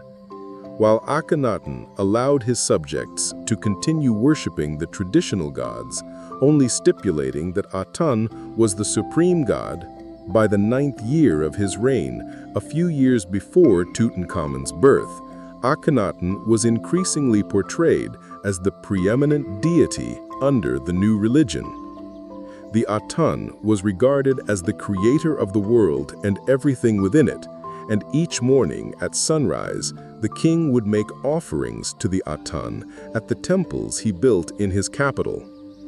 Akhenaten identified as the son of Aten and served as the chief priest of his cult, and it is possible that Tutankhamun received his religious instruction directly from his father. During his travels with his tutors across the country, the prince may have seen the names of the old gods being removed from the monuments, even while many people continued to worship them. The boy may also have noticed the different artistic styles in the old temples and the new civic buildings rising up from the desert around him in Akhenaten.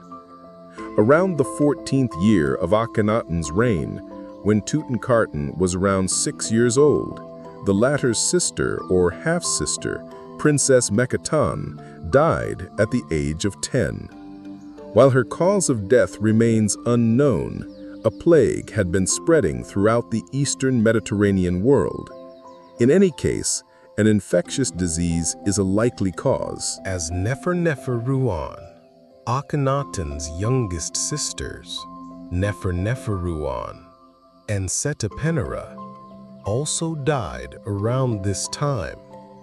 Older female members of the family followed, including Tutankhamun's grandmother, Queen Tia, and Akhenaten's secondary wife, Queen Kia. Following these deaths in the royal family, Akhenaten hoped to secure his succession and the continuation of his religious reforms by naming a man named Smenkhkare, possibly a relative of his, as his co-regent. This Smenkhkare was responsible for the construction of a great hall in Akhenaten's royal palace and was expected to be Akhenaten's successor, but died after a year or two. Akhenaten died around the same time in what was possibly the 17th year of his reign and around 1336 BC. Following Akhenaten's death, the throne possibly passed to Smenkhkare for a brief time before his death, and then appears to have passed to a king named Nefer-Nefer-Ruan, who may have ruled as co-regent alongside Tutankhamun. The new king is believed to have been a royal woman and may have been the eldest daughter of Akhenaten, or more likely, his great wife Nefertiti. King Nefer-Nefer-Ruan continued to develop the cult of Tin, but was prepared to reintroduce the cult of Amun and the other gods in order to appease the followers of the traditional faith. She abandoned her plans to build a tomb at Akhenaten and instead ordered craftsmen to build a tomb and mortuary temple in the Valley of Kings near Thebes, modern-day Luxor, the traditional capital and royal burial ground for the kings of Egypt in the 2nd millennium BC. The Egyptian archaeologist Zahi Hawass theorized that Neferneferuan also moved her capital to Thebes, but Shah suggests that she remained in Akhenaten, in the palace she shared with her late husband. However, she would only live another 2 years, leaving the throne to the 10-year-old Tutankhamun. Tutankhamun. By the time he ascended to the throne, the 10-year-old King Tutankhamun was still a child, receiving his education, and could not be expected to exercise royal power by himself. He was therefore advised by courtiers and officials much older than him, who had served his father, Akhenaten. His most influential advisor was a relative who may have been the brother of his grandmother, Queen Tai, while a man named Mayer controlled the treasury. As for military matters, the young king relied on the advice of General Horemheb, commander of the Egyptian army. Although these men had dutifully promoted Atenism during the previous reigns, the calamities of recent years, including the plague and the deaths of royal family members in quick succession, were interpreted as a sign of divine punishment for neglecting the worship of the old gods. With Akhenaten and Nefertiti gone, Tutankhamun's courtiers now had the opportunity to educate the new pharaoh in the old religion and persuade him to return to the old ways and restore divine favor to the realm. Although the king's advisors wielded considerable power and influence, Tutankhamun would have been required to perform ceremonial tasks and to announce important decisions in person, even as a child ruler. As with all Egyptian pharaohs or kings, he had important religious duties as chief priest of the state religion. As part of the coronation ceremony that marked his assumption of royal authority, the young king was transformed from a human being into a living god. The rituals were conducted according to the old traditions, with offerings made to Amun, his wife, the mother goddess Mat, and their son, Khonsu, god of the moon. Priests and priestesses represented gods and goddesses who placed various crowns upon the king's head, including the red crown of Lower Egypt, the white crown of Upper Egypt, and the blue crown worn by 18th dynasty pharaohs or kings during war and religious ceremonies. The king was then given his crook and flail, symbols of royal power in Egypt. According to Egyptian royal tradition, the pharaoh would have chosen 4 extra names to reflect his personal qualities and regal majesty.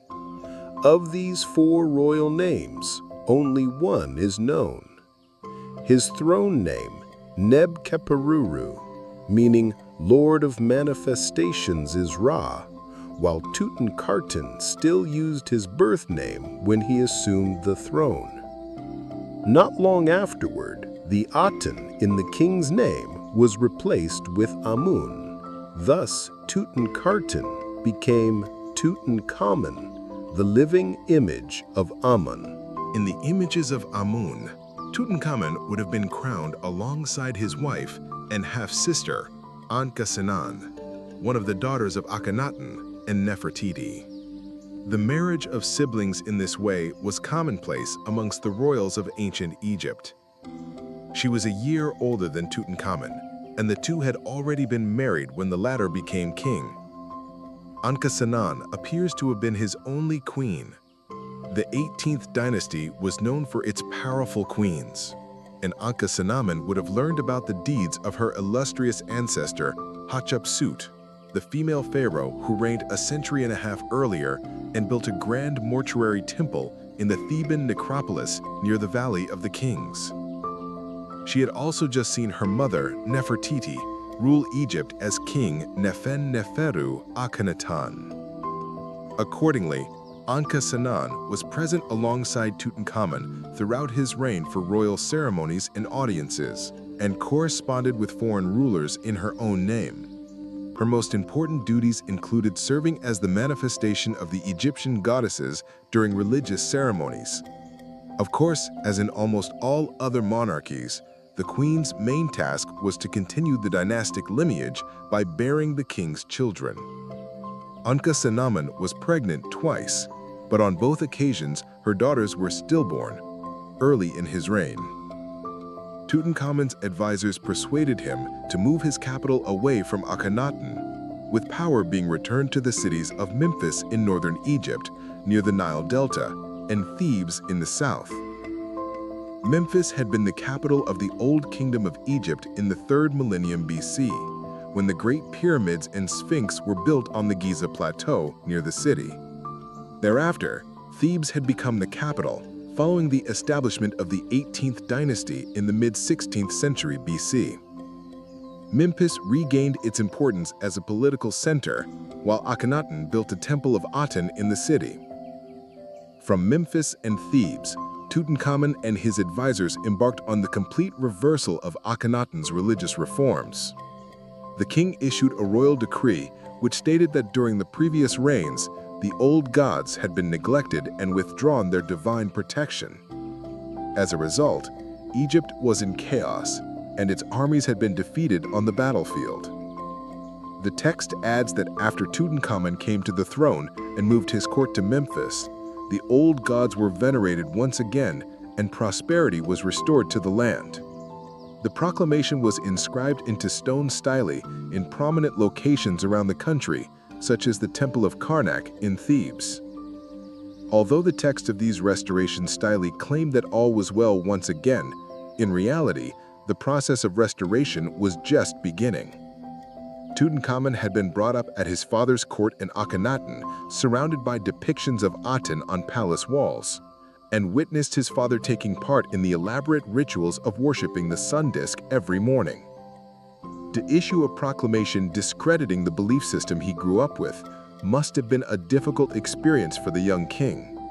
The king's closest advisors, Ai and Horemheb, had risen to positions of influence during the reign of Akhenaten, and had tombs made for them in Akhenaten with Atarist inscriptions, but they formed the vanguard of the move back to tradition. Ai is believed to have been the power behind the throne by the end of Tutankhamun's reign. He may have assumed the office of Grand Vizier. Treasury Chief Mayor was also responsible for royal construction projects, and it was he who began the work of restoring the temples to the old gods. While Akhenaten had ordered the destruction of images of the old gods, in particular Amun, Tutankhamun ordered his chief sculptor, Uset-I-Hati, to repair the images or to make new ones from scratch. Meanwhile, Horemheb personally appointed men to fill the priesthoods that had been left vacant during Akhenaten's reign. Interestingly, though, the temples of Aten and Akhenaten were closed. The Temple of Aten in Memphis remained open. Around 2 or 3 years into Tutankhamun's reign, with the revival of the old religion very much underway, the former capital of Akhenaten was being abandoned by its inhabitants, taking the bodies of their relatives with them. King Tutankhamun followed suit and decided to exhume the tombs in the royal cemetery to the east of Akhenaten and transfer the contents to the Valley of the Kings, which had served as the royal necropolis for the pharaohs and their family members from the reign of Thutmose I at the beginning of the 15th century BC, until Akhenaten moved to Akhenaten. Ai ordered a new tomb to be created in the Valley of the Kings, in which he placed the body of his father Akhenaten in a coffin originally intended for Queen Kia. The body of Tutankhamun's grandmother, Queen Tia, was buried in the tomb of her husband, King Amenhotep III, as part of his duties as high priest. Tutankhamun traveled across the country to attend religious festivals. As he lacked familiarity with the complex old rituals, he would rely on assistance from his chief advisor, At.we. Every year, Tutankhamun would celebrate the Opet festival in Thebes. The ceremony began at the Temple of Karnak, where the king stood before 3 modeled boats carrying statues of Amun, Mut, and Khonsu, the 3 gods known collectively as the Theban Triad. After making offerings, the king led a procession to the Nile, followed by the priests carrying the boats on their shoulders. The king, queen, and effigies of the 3 gods would then travel up the river to another temple, while soldiers and courtiers marched along the riverbanks to the sound of religious hymns sung by priests and accompanied by royal musicians. Once inside the main temple of Thebes, Tutankhamun and his priests would proceed into the inner sanctum to reenact the coronation ceremony and renew the king's divine power. While construction of the Luxor temple had begun during the reign of Amenhotep III, Tutankhamun carried on building work in the temple and had the colonnade hall decorated with images of him and Akhenaten taking part in the Opet festival. In addition to restoring the images and monuments of the old gods throughout the country, Tutankhamun initiated building projects of his own. Aside from the colonnade hall and the temple of Luxor, he ordered the construction of a Sphinx Avenue at Karnak. Near the pyramids of Giza, Tutankhamun built a small palace for himself, which served as a hunting lodge. In his day-to-day activities, the king was assisted by his palace administration, headed by the High Steward of Memphis, At.we, who had formerly managed Akhenaten's palace at Amarna. After At.we's death, his office was assumed by Enua, who had previously worked as a scribe for Maya at the treasury. As in modern royal houses, a team of servants was responsible for the royal crowns and the king's vast wardrobe, which included outfits for every possible occasion. Tutankhamun's kingdom extended beyond the modern-day borders of Egypt. To the south, Egypt ruled Nubia, in what is now Sudan. To the northeast, the Egyptian pharaohs vassalized the rulers of the Levant, the eastern Mediterranean region, including Israel, Lebanon, Palestine, and Syria. Many of these conquests were carried out by Thutmose III, the stepson of Hatshepsut, who ruled a century before Tutankhamun and was one of the greatest military commanders in ancient Egyptian history. Accordingly, Tutankhamun held audiences with his vassals and with foreign rulers, during which he would receive expensive gifts. Many of these gifts would have been given to the temple as offerings to the gods, but the king would keep some for himself, which were later found in his tomb. General Hornheb played a vital role in these meetings, transmitting messages between the king and his foreign visitors via interpreter.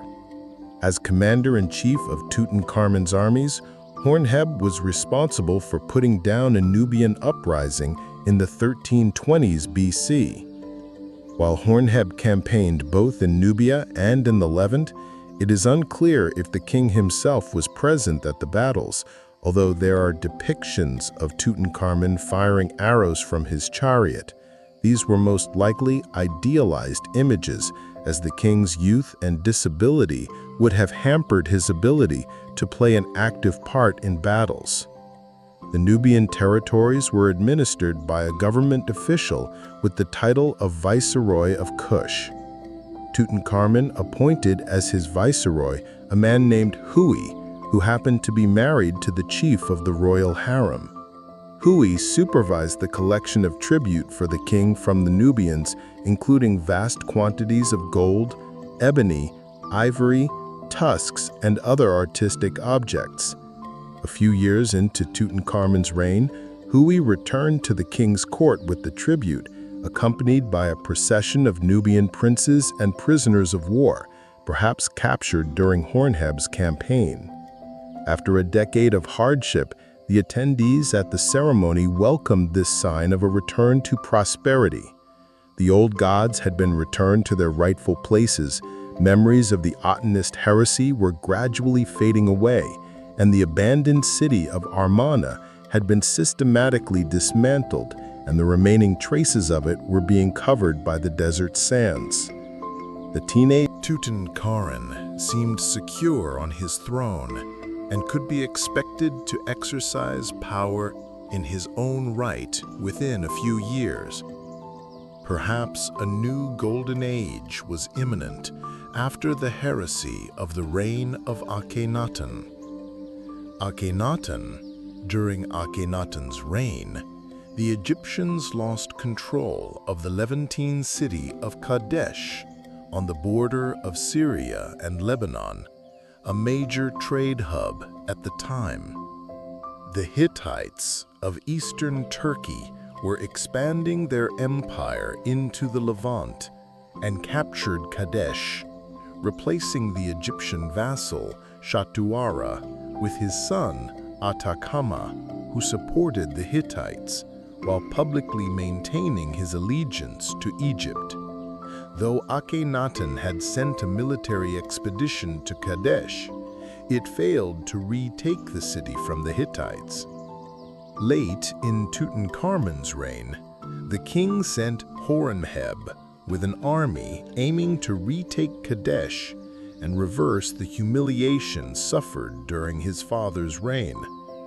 Horemheb's campaign was commemorated in war scenes commissioned by Tutankhamun, but there is no further detail on how the campaign transpired. The city of Kadesh stood in the middle of a meander of the river Orontes, with trees all around terrain that was unfamiliar to the Egyptians.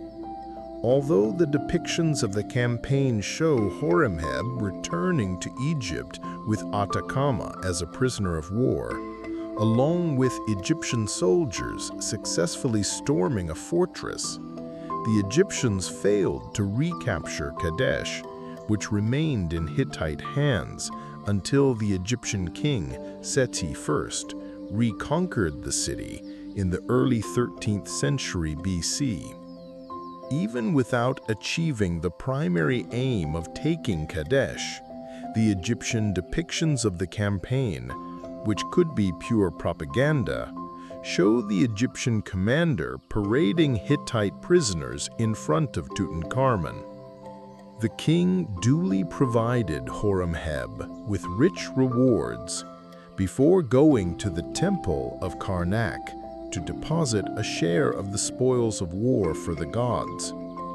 Some of the prisoners captured by Horemheb may have been executed as a sacrifice to the gods. While Horemheb was away on campaign, Tutankhamun presided over the celebrations of the New Year festival. On the first day of the new year, Tutankhamun sat on his royal throne as gifts from the royal workshops and foreign dignitaries were laid down in front of his feet. These gifts would be meticulously recorded by scribes, and the king would distribute a selection of them to his courtiers in the evening. Tutankhamun and Ankhesenamun invited their courtiers to a banquet. The guests ate bread, along with duck, ox meat, and geese, while the king was given food that had been purified at the temple, fit for a god. The New Year celebration was accompanied by large quantities of beer and wine from the royal vineyards. The king and his courtiers may have ended the day's celebration by playing one of the board games that was found in his tomb in the early 20th century. A popular game was Senet, played on a board with 30 squares and at least 10 counters. While the rules of the game have been lost and may have evolved over the centuries, the game is likely a variation of the royal game of the oldest board game in existence, dating to around 3000 BC, where players threw dice or knuckle bones and raced their counters to the end of the board. 2 of the game sets found in Tutankhamun's tomb were designed for travel and contained small drawers to hold the counters, and the king and queen may have kept themselves entertained with this during their travels across the country. Around the time of the New Year festivities, the Apis bull in Memphis had died.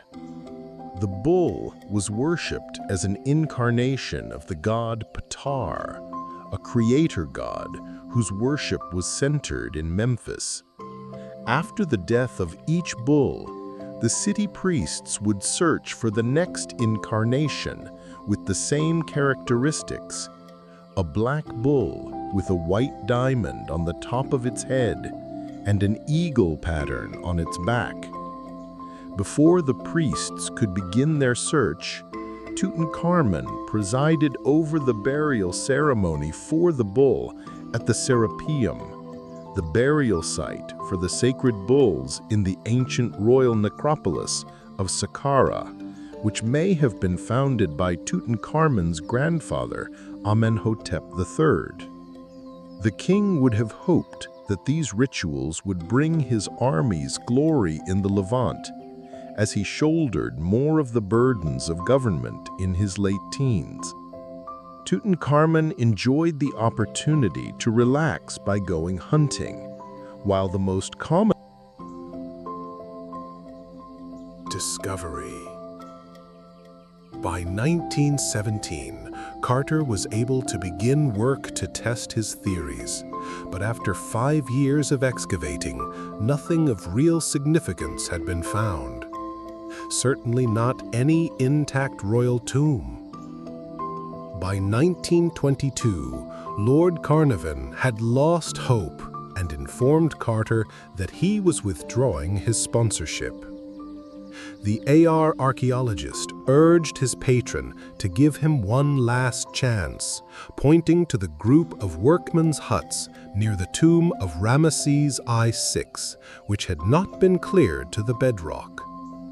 Carter was even prepared to finance an extra season of digging himself, so long as Carnarvon authorized him to carry out the work under his permit.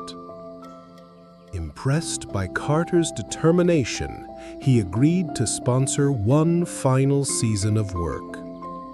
On the 1st of November, 1922, Carter's team began to remove the workmen's huts. On the 4th of November, the team stumbled upon a single step before uncovering a doorway leading to a sealed tomb.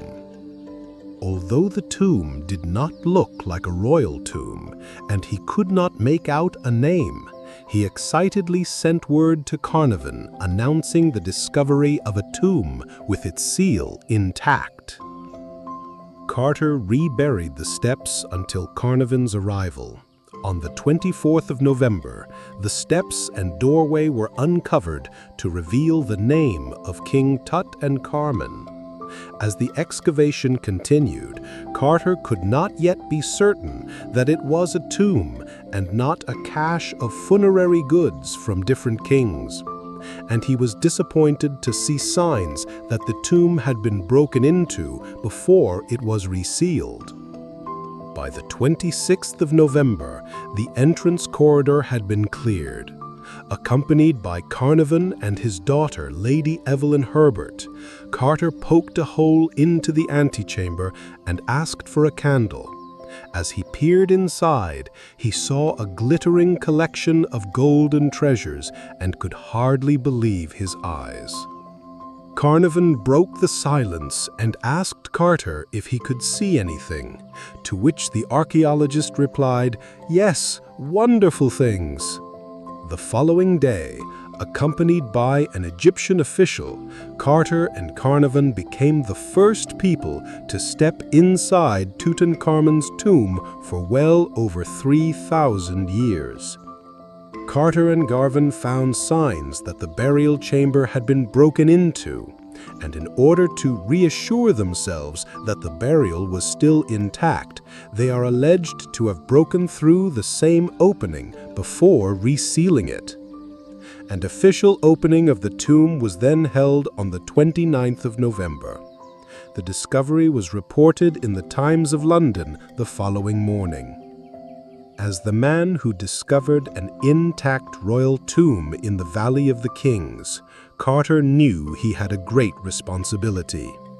He installed a steel gate at the tomb's entrance to bolster security, and he decided to document each item from the tomb in its original location and after it had been taken for examination. In this work, he was assisted by the chemist Alfred Lucas and the photographer Harry Burton, while a nearby tomb was commandeered to serve as a laboratory for the conservation and documentation of the artifacts. By the 16th of February 1923, the antechamber had been emptied of its contents and work could begin on the burial chamber. A number of factors hindered the work on Tutankhamun's tomb, including the attention of the world's press and the arrival of thousands of tourists and dignitaries keen to catch a glimpse of the golden treasures Carter had uncovered. Work was further delayed by the death of Lord Carnarvon after a mosquito bite on his face became infected. Lady Carnarvon was allowed to keep her late husband's permit, but work stopped amidst disputes between the Egyptian government and the Carnarvon estate over the distribution of the finds from the tomb. When the press claimed that Carnarvon had succumbed to an ancient curse, an irritated Carter insisted that the tomb was safe and no such curse existed. It wasn't until September 1925 that work began to remove the pharaoh's body from his coffins. After the lids of the first two coffins were removed, the golden innermost coffin was revealed in all its splendor.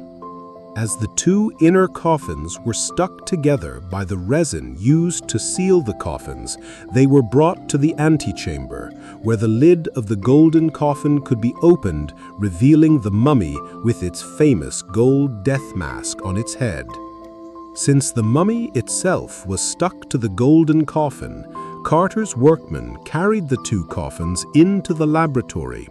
Unable to separate the mummy from the coffin, Carter decided to unwrap the mummy inside his coffins, an operation carried out by the anatomist Douglas Derry and an Egyptian assistant. As layer after layer of the linen bandages were removed, the amulets and jewelry were collected. By the time the king's corpse was revealed, it was found to be in very poor condition. In order to remove all the items found on the king's body, Carter's team had to dismember the body until the decapitated head remained still covered by the golden mask. Derry eventually separated the mask from the head with heated knives, revealing the face of the king whom he had just cut to pieces.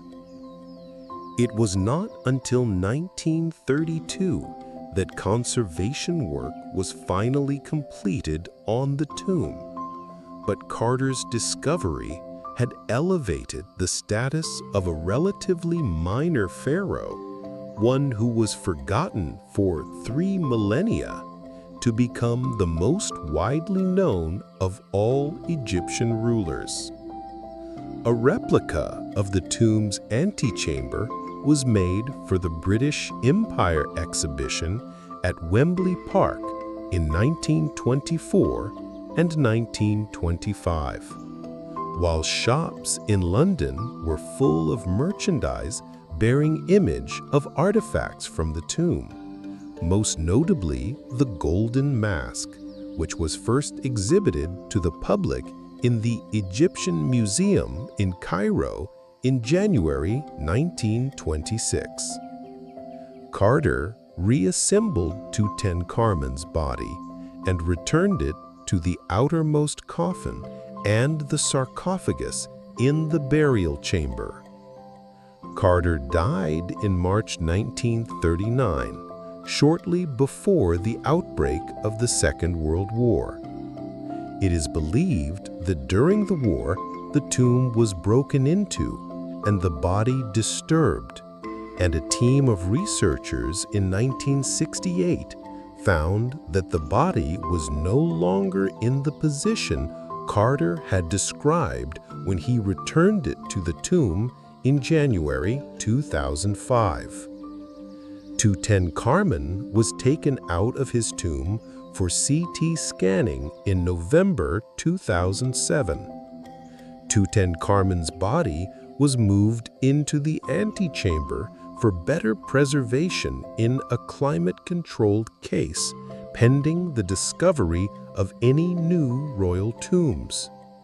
He is the only Egyptian pharaoh to be resting in his own tomb in recent decades. Researchers have used the data collected from Tutankhamun's body to draw conclusions about Tutankhamun's life and death. The theory that he had a club foot is supported by what appear to be numerous walking sticks found in his tomb.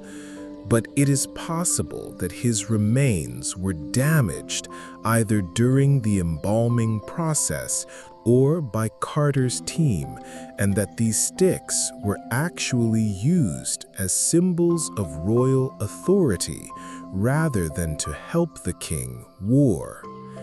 Similarly, there are competing theories about the cause of his death.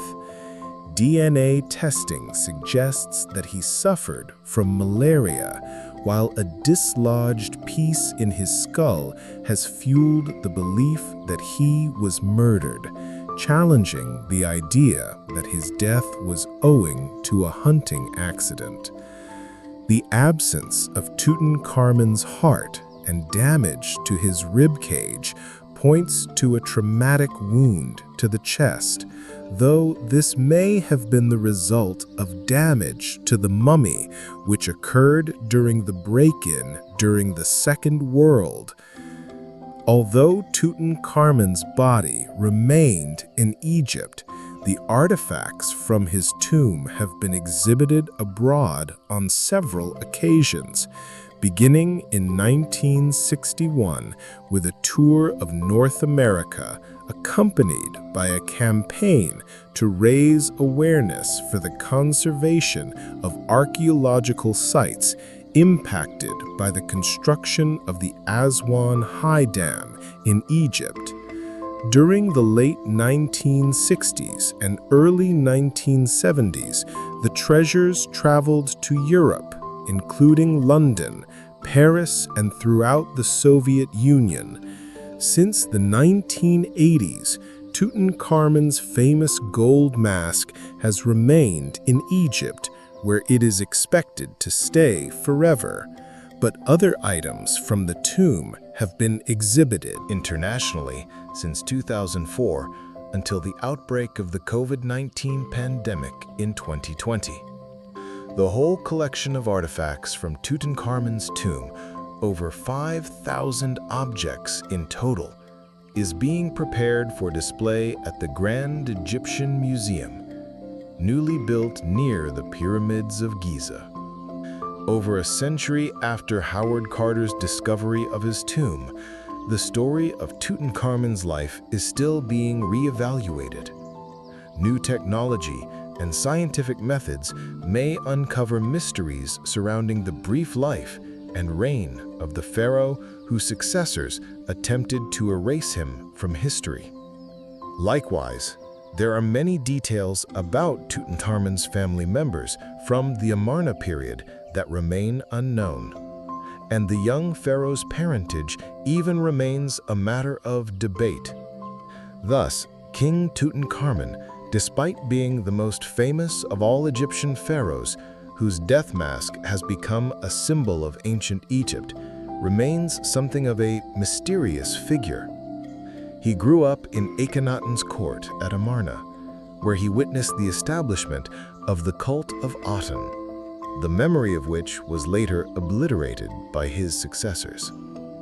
After spending the first decade of his life accompanied by religious upheaval and political disorder, Tutankhamun came to the throne and began the process of restoring the old gods and disestablishing the cult of Aten, abandoning Amarna for the traditional political and religious centers of Memphis and Thebes. After his death at a very young age, his legacy as a man who began to restore the old religion was usurped by his advisors and successors, Horemheb in particular, who sought to erase Tutankhamun from history.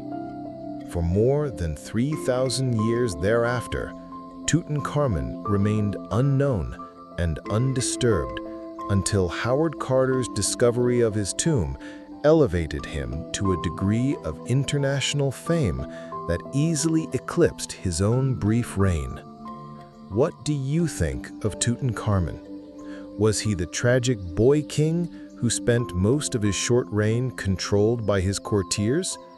Or should he be recognized as an important historical figure in his own right, responsible for restoring a degree of political and religious order after the upheavals of Akhenaten's reign? Please let us know in the comments section. And in the meantime, thank you very much for listening. Hunting weapon was the bow and arrow. The king also hunted birds from a boat using a curved throw stick, much like a boomerang. For close combat, he had his choice of clubs, maces, or swords. The young king enjoyed hunting while riding in a chariot, firing arrows from his bow while a charioteer steered the horses. Among the items found in Tutankhamun's tomb is a wooden chest illustrated with hunting scenes, depicting the king in his chariot with his bow drawn, targeting the mass of fleeing animals about to fall prey to his arrows. Yet this taste for hunting would prove fatal. During the 9th year of his reign, Tutankhamun was out hunting when he fell from his chariot. As the king fell to the ground, he broke his left leg and lay bleeding. His servants carried him back to his palace and onto his bed with Ankhesemen at his side. The injured king was attended by the royal doctors and the priests of Sekhmet. As the doctors examined the wound, they realized that little could be done to save the king. Nevertheless, they did all they could in the circumstances and wrapped the leg in linen soaked in oil and honey. To hold the leg in place and stop the bleeding, despite their best efforts, the king's leg became infected. And within a matter of days, the 19-year-old King Tutankhamun was dead. Only 9 years on the throne, there would be no long and prosperous reign, and the Egyptian kingdom was in turmoil once again. With the death of her husband, Ankhesemen appears to have been the remaining survivor from amongst Akhenaten's children and ruled as regent in the absence of an obvious successor. While it would have been possible for her to follow in her mother's footsteps and rule in her own right, the court decided she should marry a man who would become pharaoh. The pharaohs of the 18th dynasty were accustomed to marrying their own family members, but there were no close relatives left as Ankhesemen insisted on marrying a man of royal status.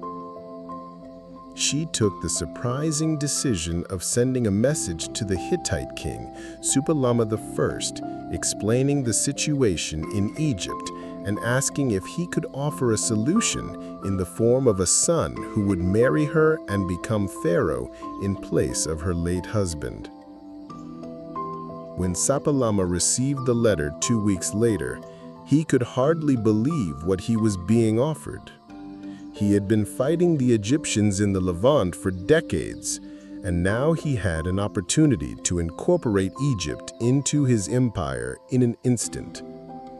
Nevertheless, he remained cautious and decided to send an envoy to Egypt to find out if the offer was genuine, or if Tutankhamun was alive and well, and the whole scheme had been an elaborate Egyptian ruse to destabilize Hittite power. Akhenaten was not pleased to learn that the Hittite king had not immediately accepted her offer, as she was in something of a race against time. Traditionally, a pharaoh would be buried 70 days after dying, but the late king could not be buried without a successor in place. Without carrying out the necessary rituals for his burial, Tutankhamun's passage to his eternal afterlife would be blocked. With winter approaching, there was no chance that Akhenaten would get an answer from the Hittite king within 70 days. Nevertheless, the royal artisans hurried to prepare the items for Tutankhamun's tomb that would help his journey into the afterlife. Egyptian kings typically had their grave goods made far in advance, but Tutankhamun had reigned only 9 years and died unexpectedly while still very young. While for most of his reign, artists and sculptors had been busy restoring the temples of the old gods rather than producing his funerary goods. No matter how fast they worked, the royal artisans could not be expected to make an entire assemblage of grave goods for Tutankhamun within a mere 70 days. But they could repurpose those prepared Nefer Aran, which for some reason or other remained unused. The most spectacular object among these items was a golden death mask, which the late king's goldsmiths changed to bear his likeness while replacing the name Nefer Aran with Tutankhamun. In addition to the items intended for Nefer Aran, the artisans selected hundreds, if not thousands, of items either owned by the late king or kept in the palace storerooms. Also intended for burial in Tutankhamun's tomb were the mummified remains of his 2 stillborn daughters in tiny coffins. Although work had started on a tomb for Tutankhamun, it was by no means ready. As Maya and other officials inspected the Valley of the Kings near Thebes for an alternative tomb, they decided to use the one being prepared for At.we, the late king's chief advisor and distant relative. The undecorated tomb was not yet suitable for Tutankhamun, And the craftsmen were ordered to excavate a new chamber that would become the king's burial chamber, together with a small room beyond it known as the treasury. The 2 existing rooms in the tomb would later be known as the antechamber and the annex. After excavating the burial chamber, the royal craftsmen painted the walls, transferring existing designs from papyrus prepared during the Amarna period in accordance with the traditions of the time.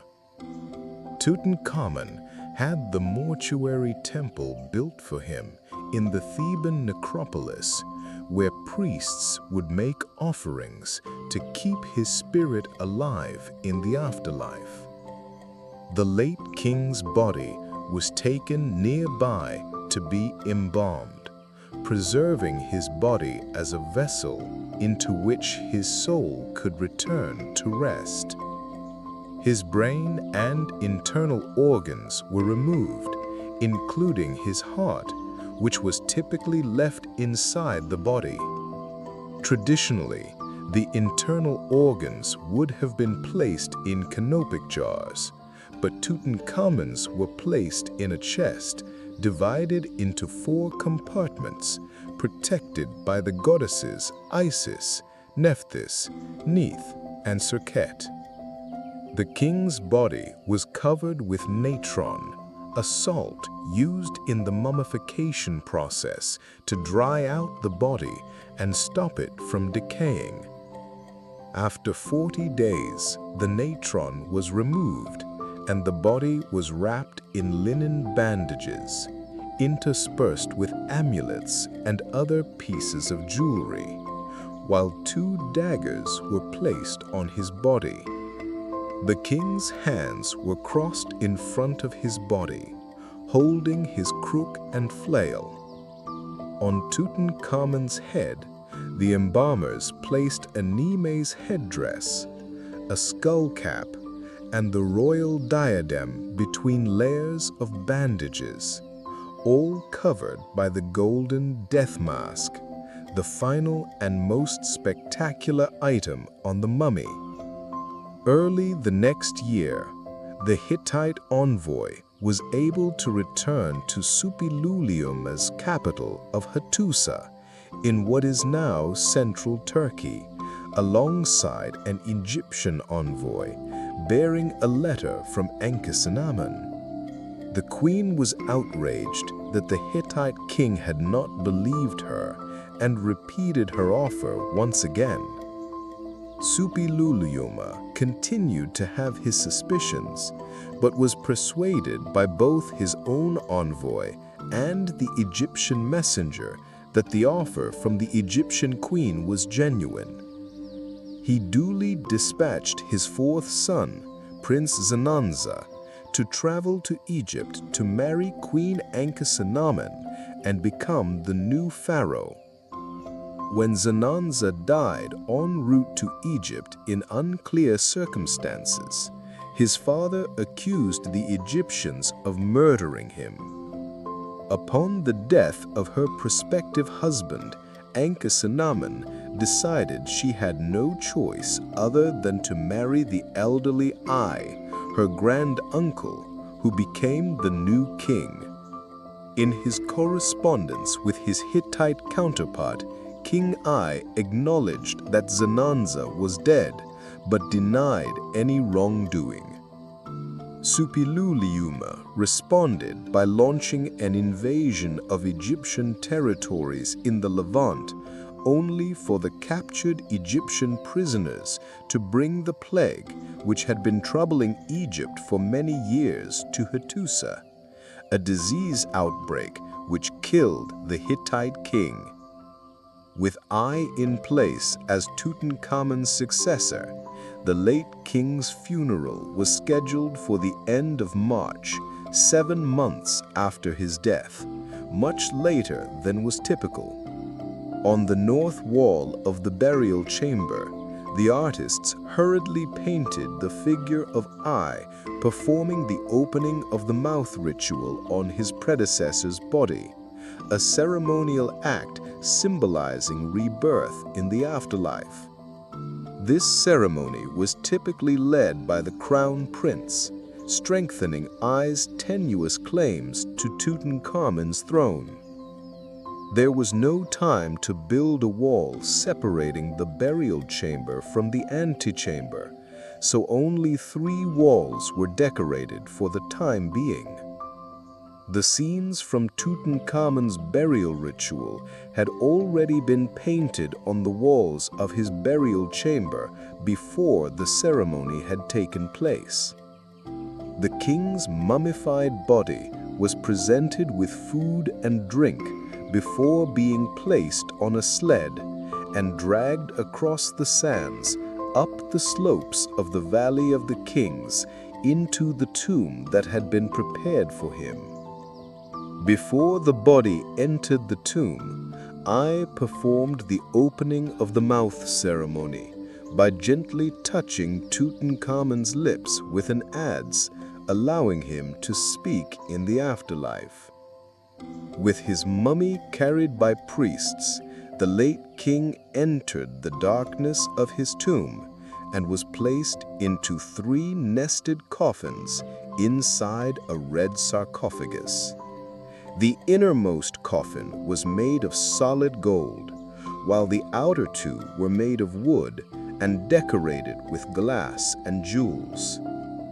After the lids were placed on each of the 3 nested coffins, they were sealed with resin, but the heavy granite lid of the sarcophagus cracked, and had to be repaired. The workmen then discovered the lid could not properly close as the feet of the outer coffin were too tall and had to be filed down before the sarcophagus could be sealed tight. The workmen then put together the wooden panels forming the 4 shrines that covered the king's body, but in their haste assembled the shrine the wrong way round, swapping east and west and north and south. In the meantime, Tutankhamun's canopic chest was placed in a shrine on the east wall of the treasury, with a box containing the remains of Tutankhamun's stillborn daughters placed nearby. At the entrance to the treasury, a shrine containing items used in the king's mummification was guarded by a jackal, representing the god Anubis, the god of funerary rites. After the funeral, the artisans built the 4th wall of the burial chamber, decorating it with a scene of Tutankhamun in the afterlife in the traditional artistic style. After their work was done, the entrance to the tomb was blocked, covered with plaster, and stamped with official seals.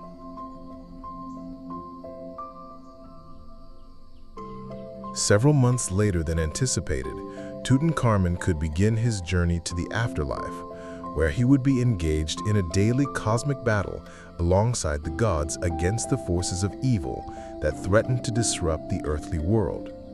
Yet the late king's continued existence in the afterlife could only be guaranteed if the priests at his mortuary temple continued to utter his name and if his tomb and body were to remain undisturbed. After King Ai assumed the throne, Tutankhamun's prospects for an afterlife seemed bleak. Although he had married Akhenaten to legitimize his authority as pharaoh, Ai quickly elevated his existing wife Te as his great royal wife. Akhenaten was not featured in any of his royal inscriptions and disappears from the historical record. As far as Tutankhamun's spirit was concerned, worse was to follow when his tomb was broken into twice within a space of a year. The thieves may have been artisans who had worked on the tomb and knew the layout, and they carried out various small precious items that could not be traced back to the tomb. While the authorities made some attempt to tidy up the ransacked tomb, not everything returned to its original place, and the tomb was simply resealed. Within a year of Tutankhamun's burial, a heavy rainstorm broke out over the Valley of the Kings and deposited a meter of rubble over the entrance of the tomb, ensuring that the tomb of Tutankhamun would remain undisturbed for over 3,000 years. After reigning for around 4 years, the elderly King Ai died. His designated successor, General Makmin, who may have been his son, died shortly before him. Since Akhenaten was either already dead or in any case out of the picture, the succession was claimed by Horemheb, the highest-ranking courtier. As Tutankhamun had been buried in Ai's intended tomb, Ai chose to take over the tomb in the western Valley of the Kings, originally intended for Tutankhamun, but not finished before his death. Unlike Ai, Horemheb had no royal blood whatsoever, though his great royal wife, Mutnemed, may have been Ai's daughter.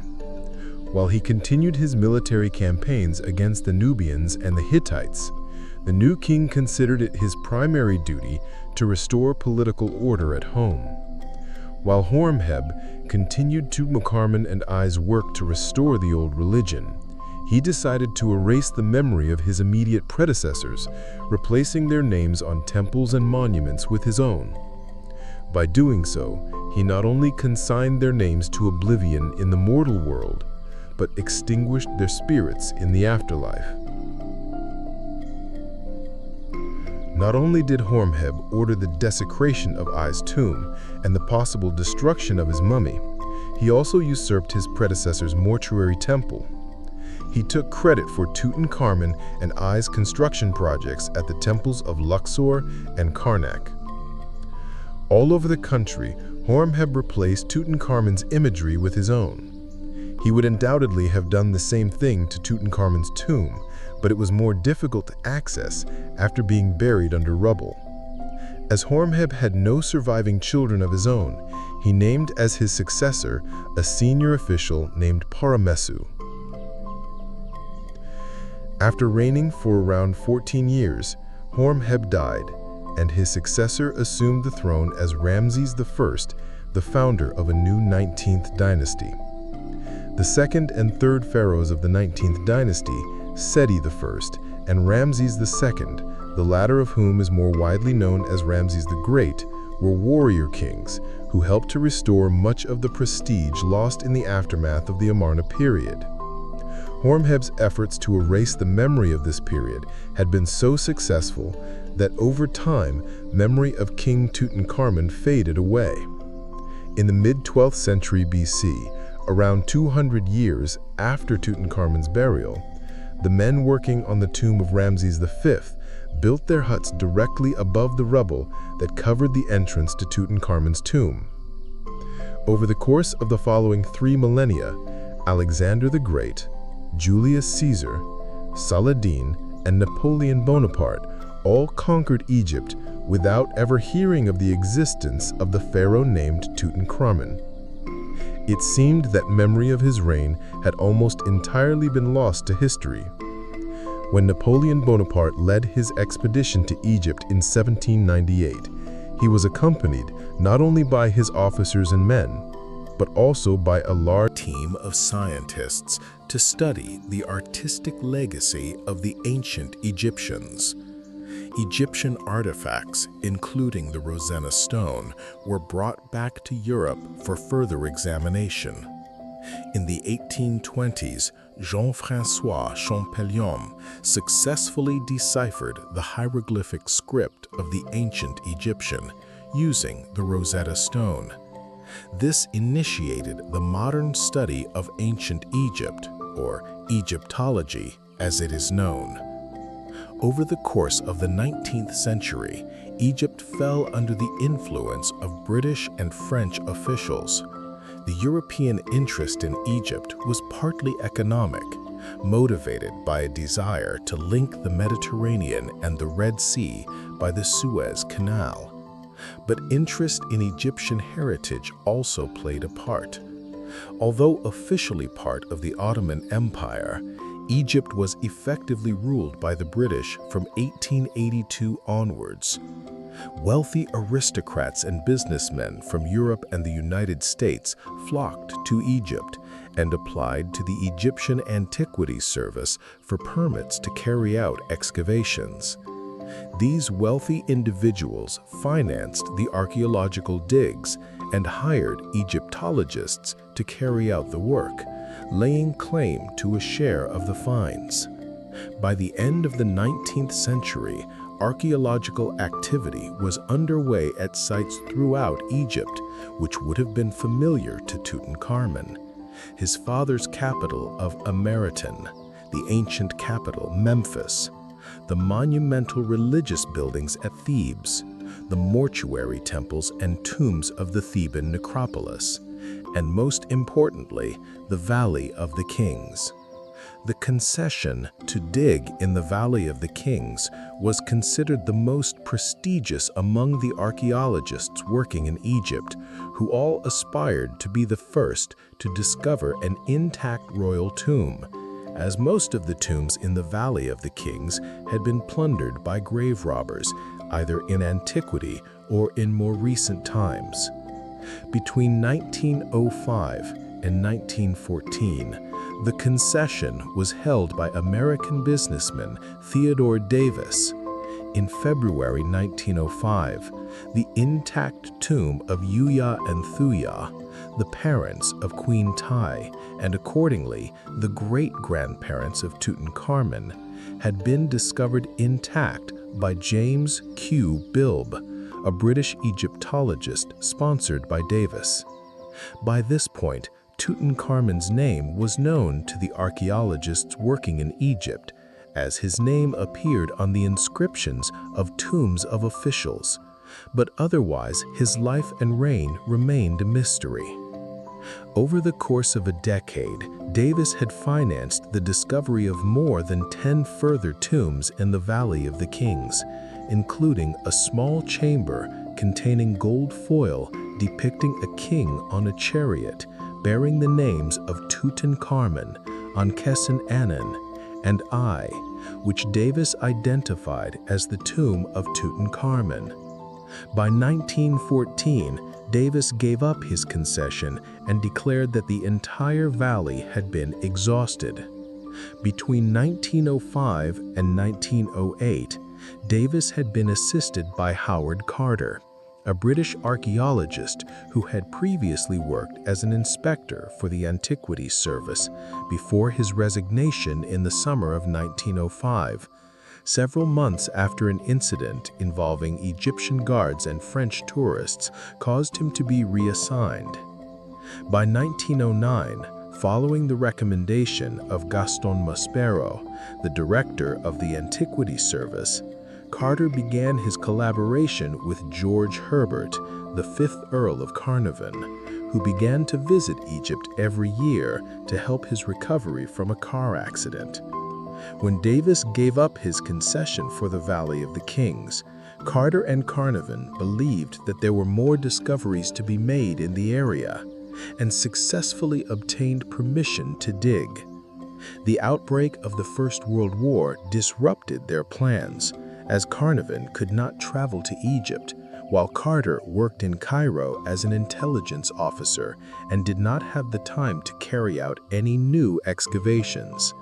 Yet, in his spare time, Carter continued to examine the map of the Valley of the Kings and focused on the Central Valley, the region where the tombs of Horemheb and the reburied Amarna royals had been discovered by Davis. He was not convinced that Tutankhamun's tomb had already been found, and theorized that the king's tomb still awaited.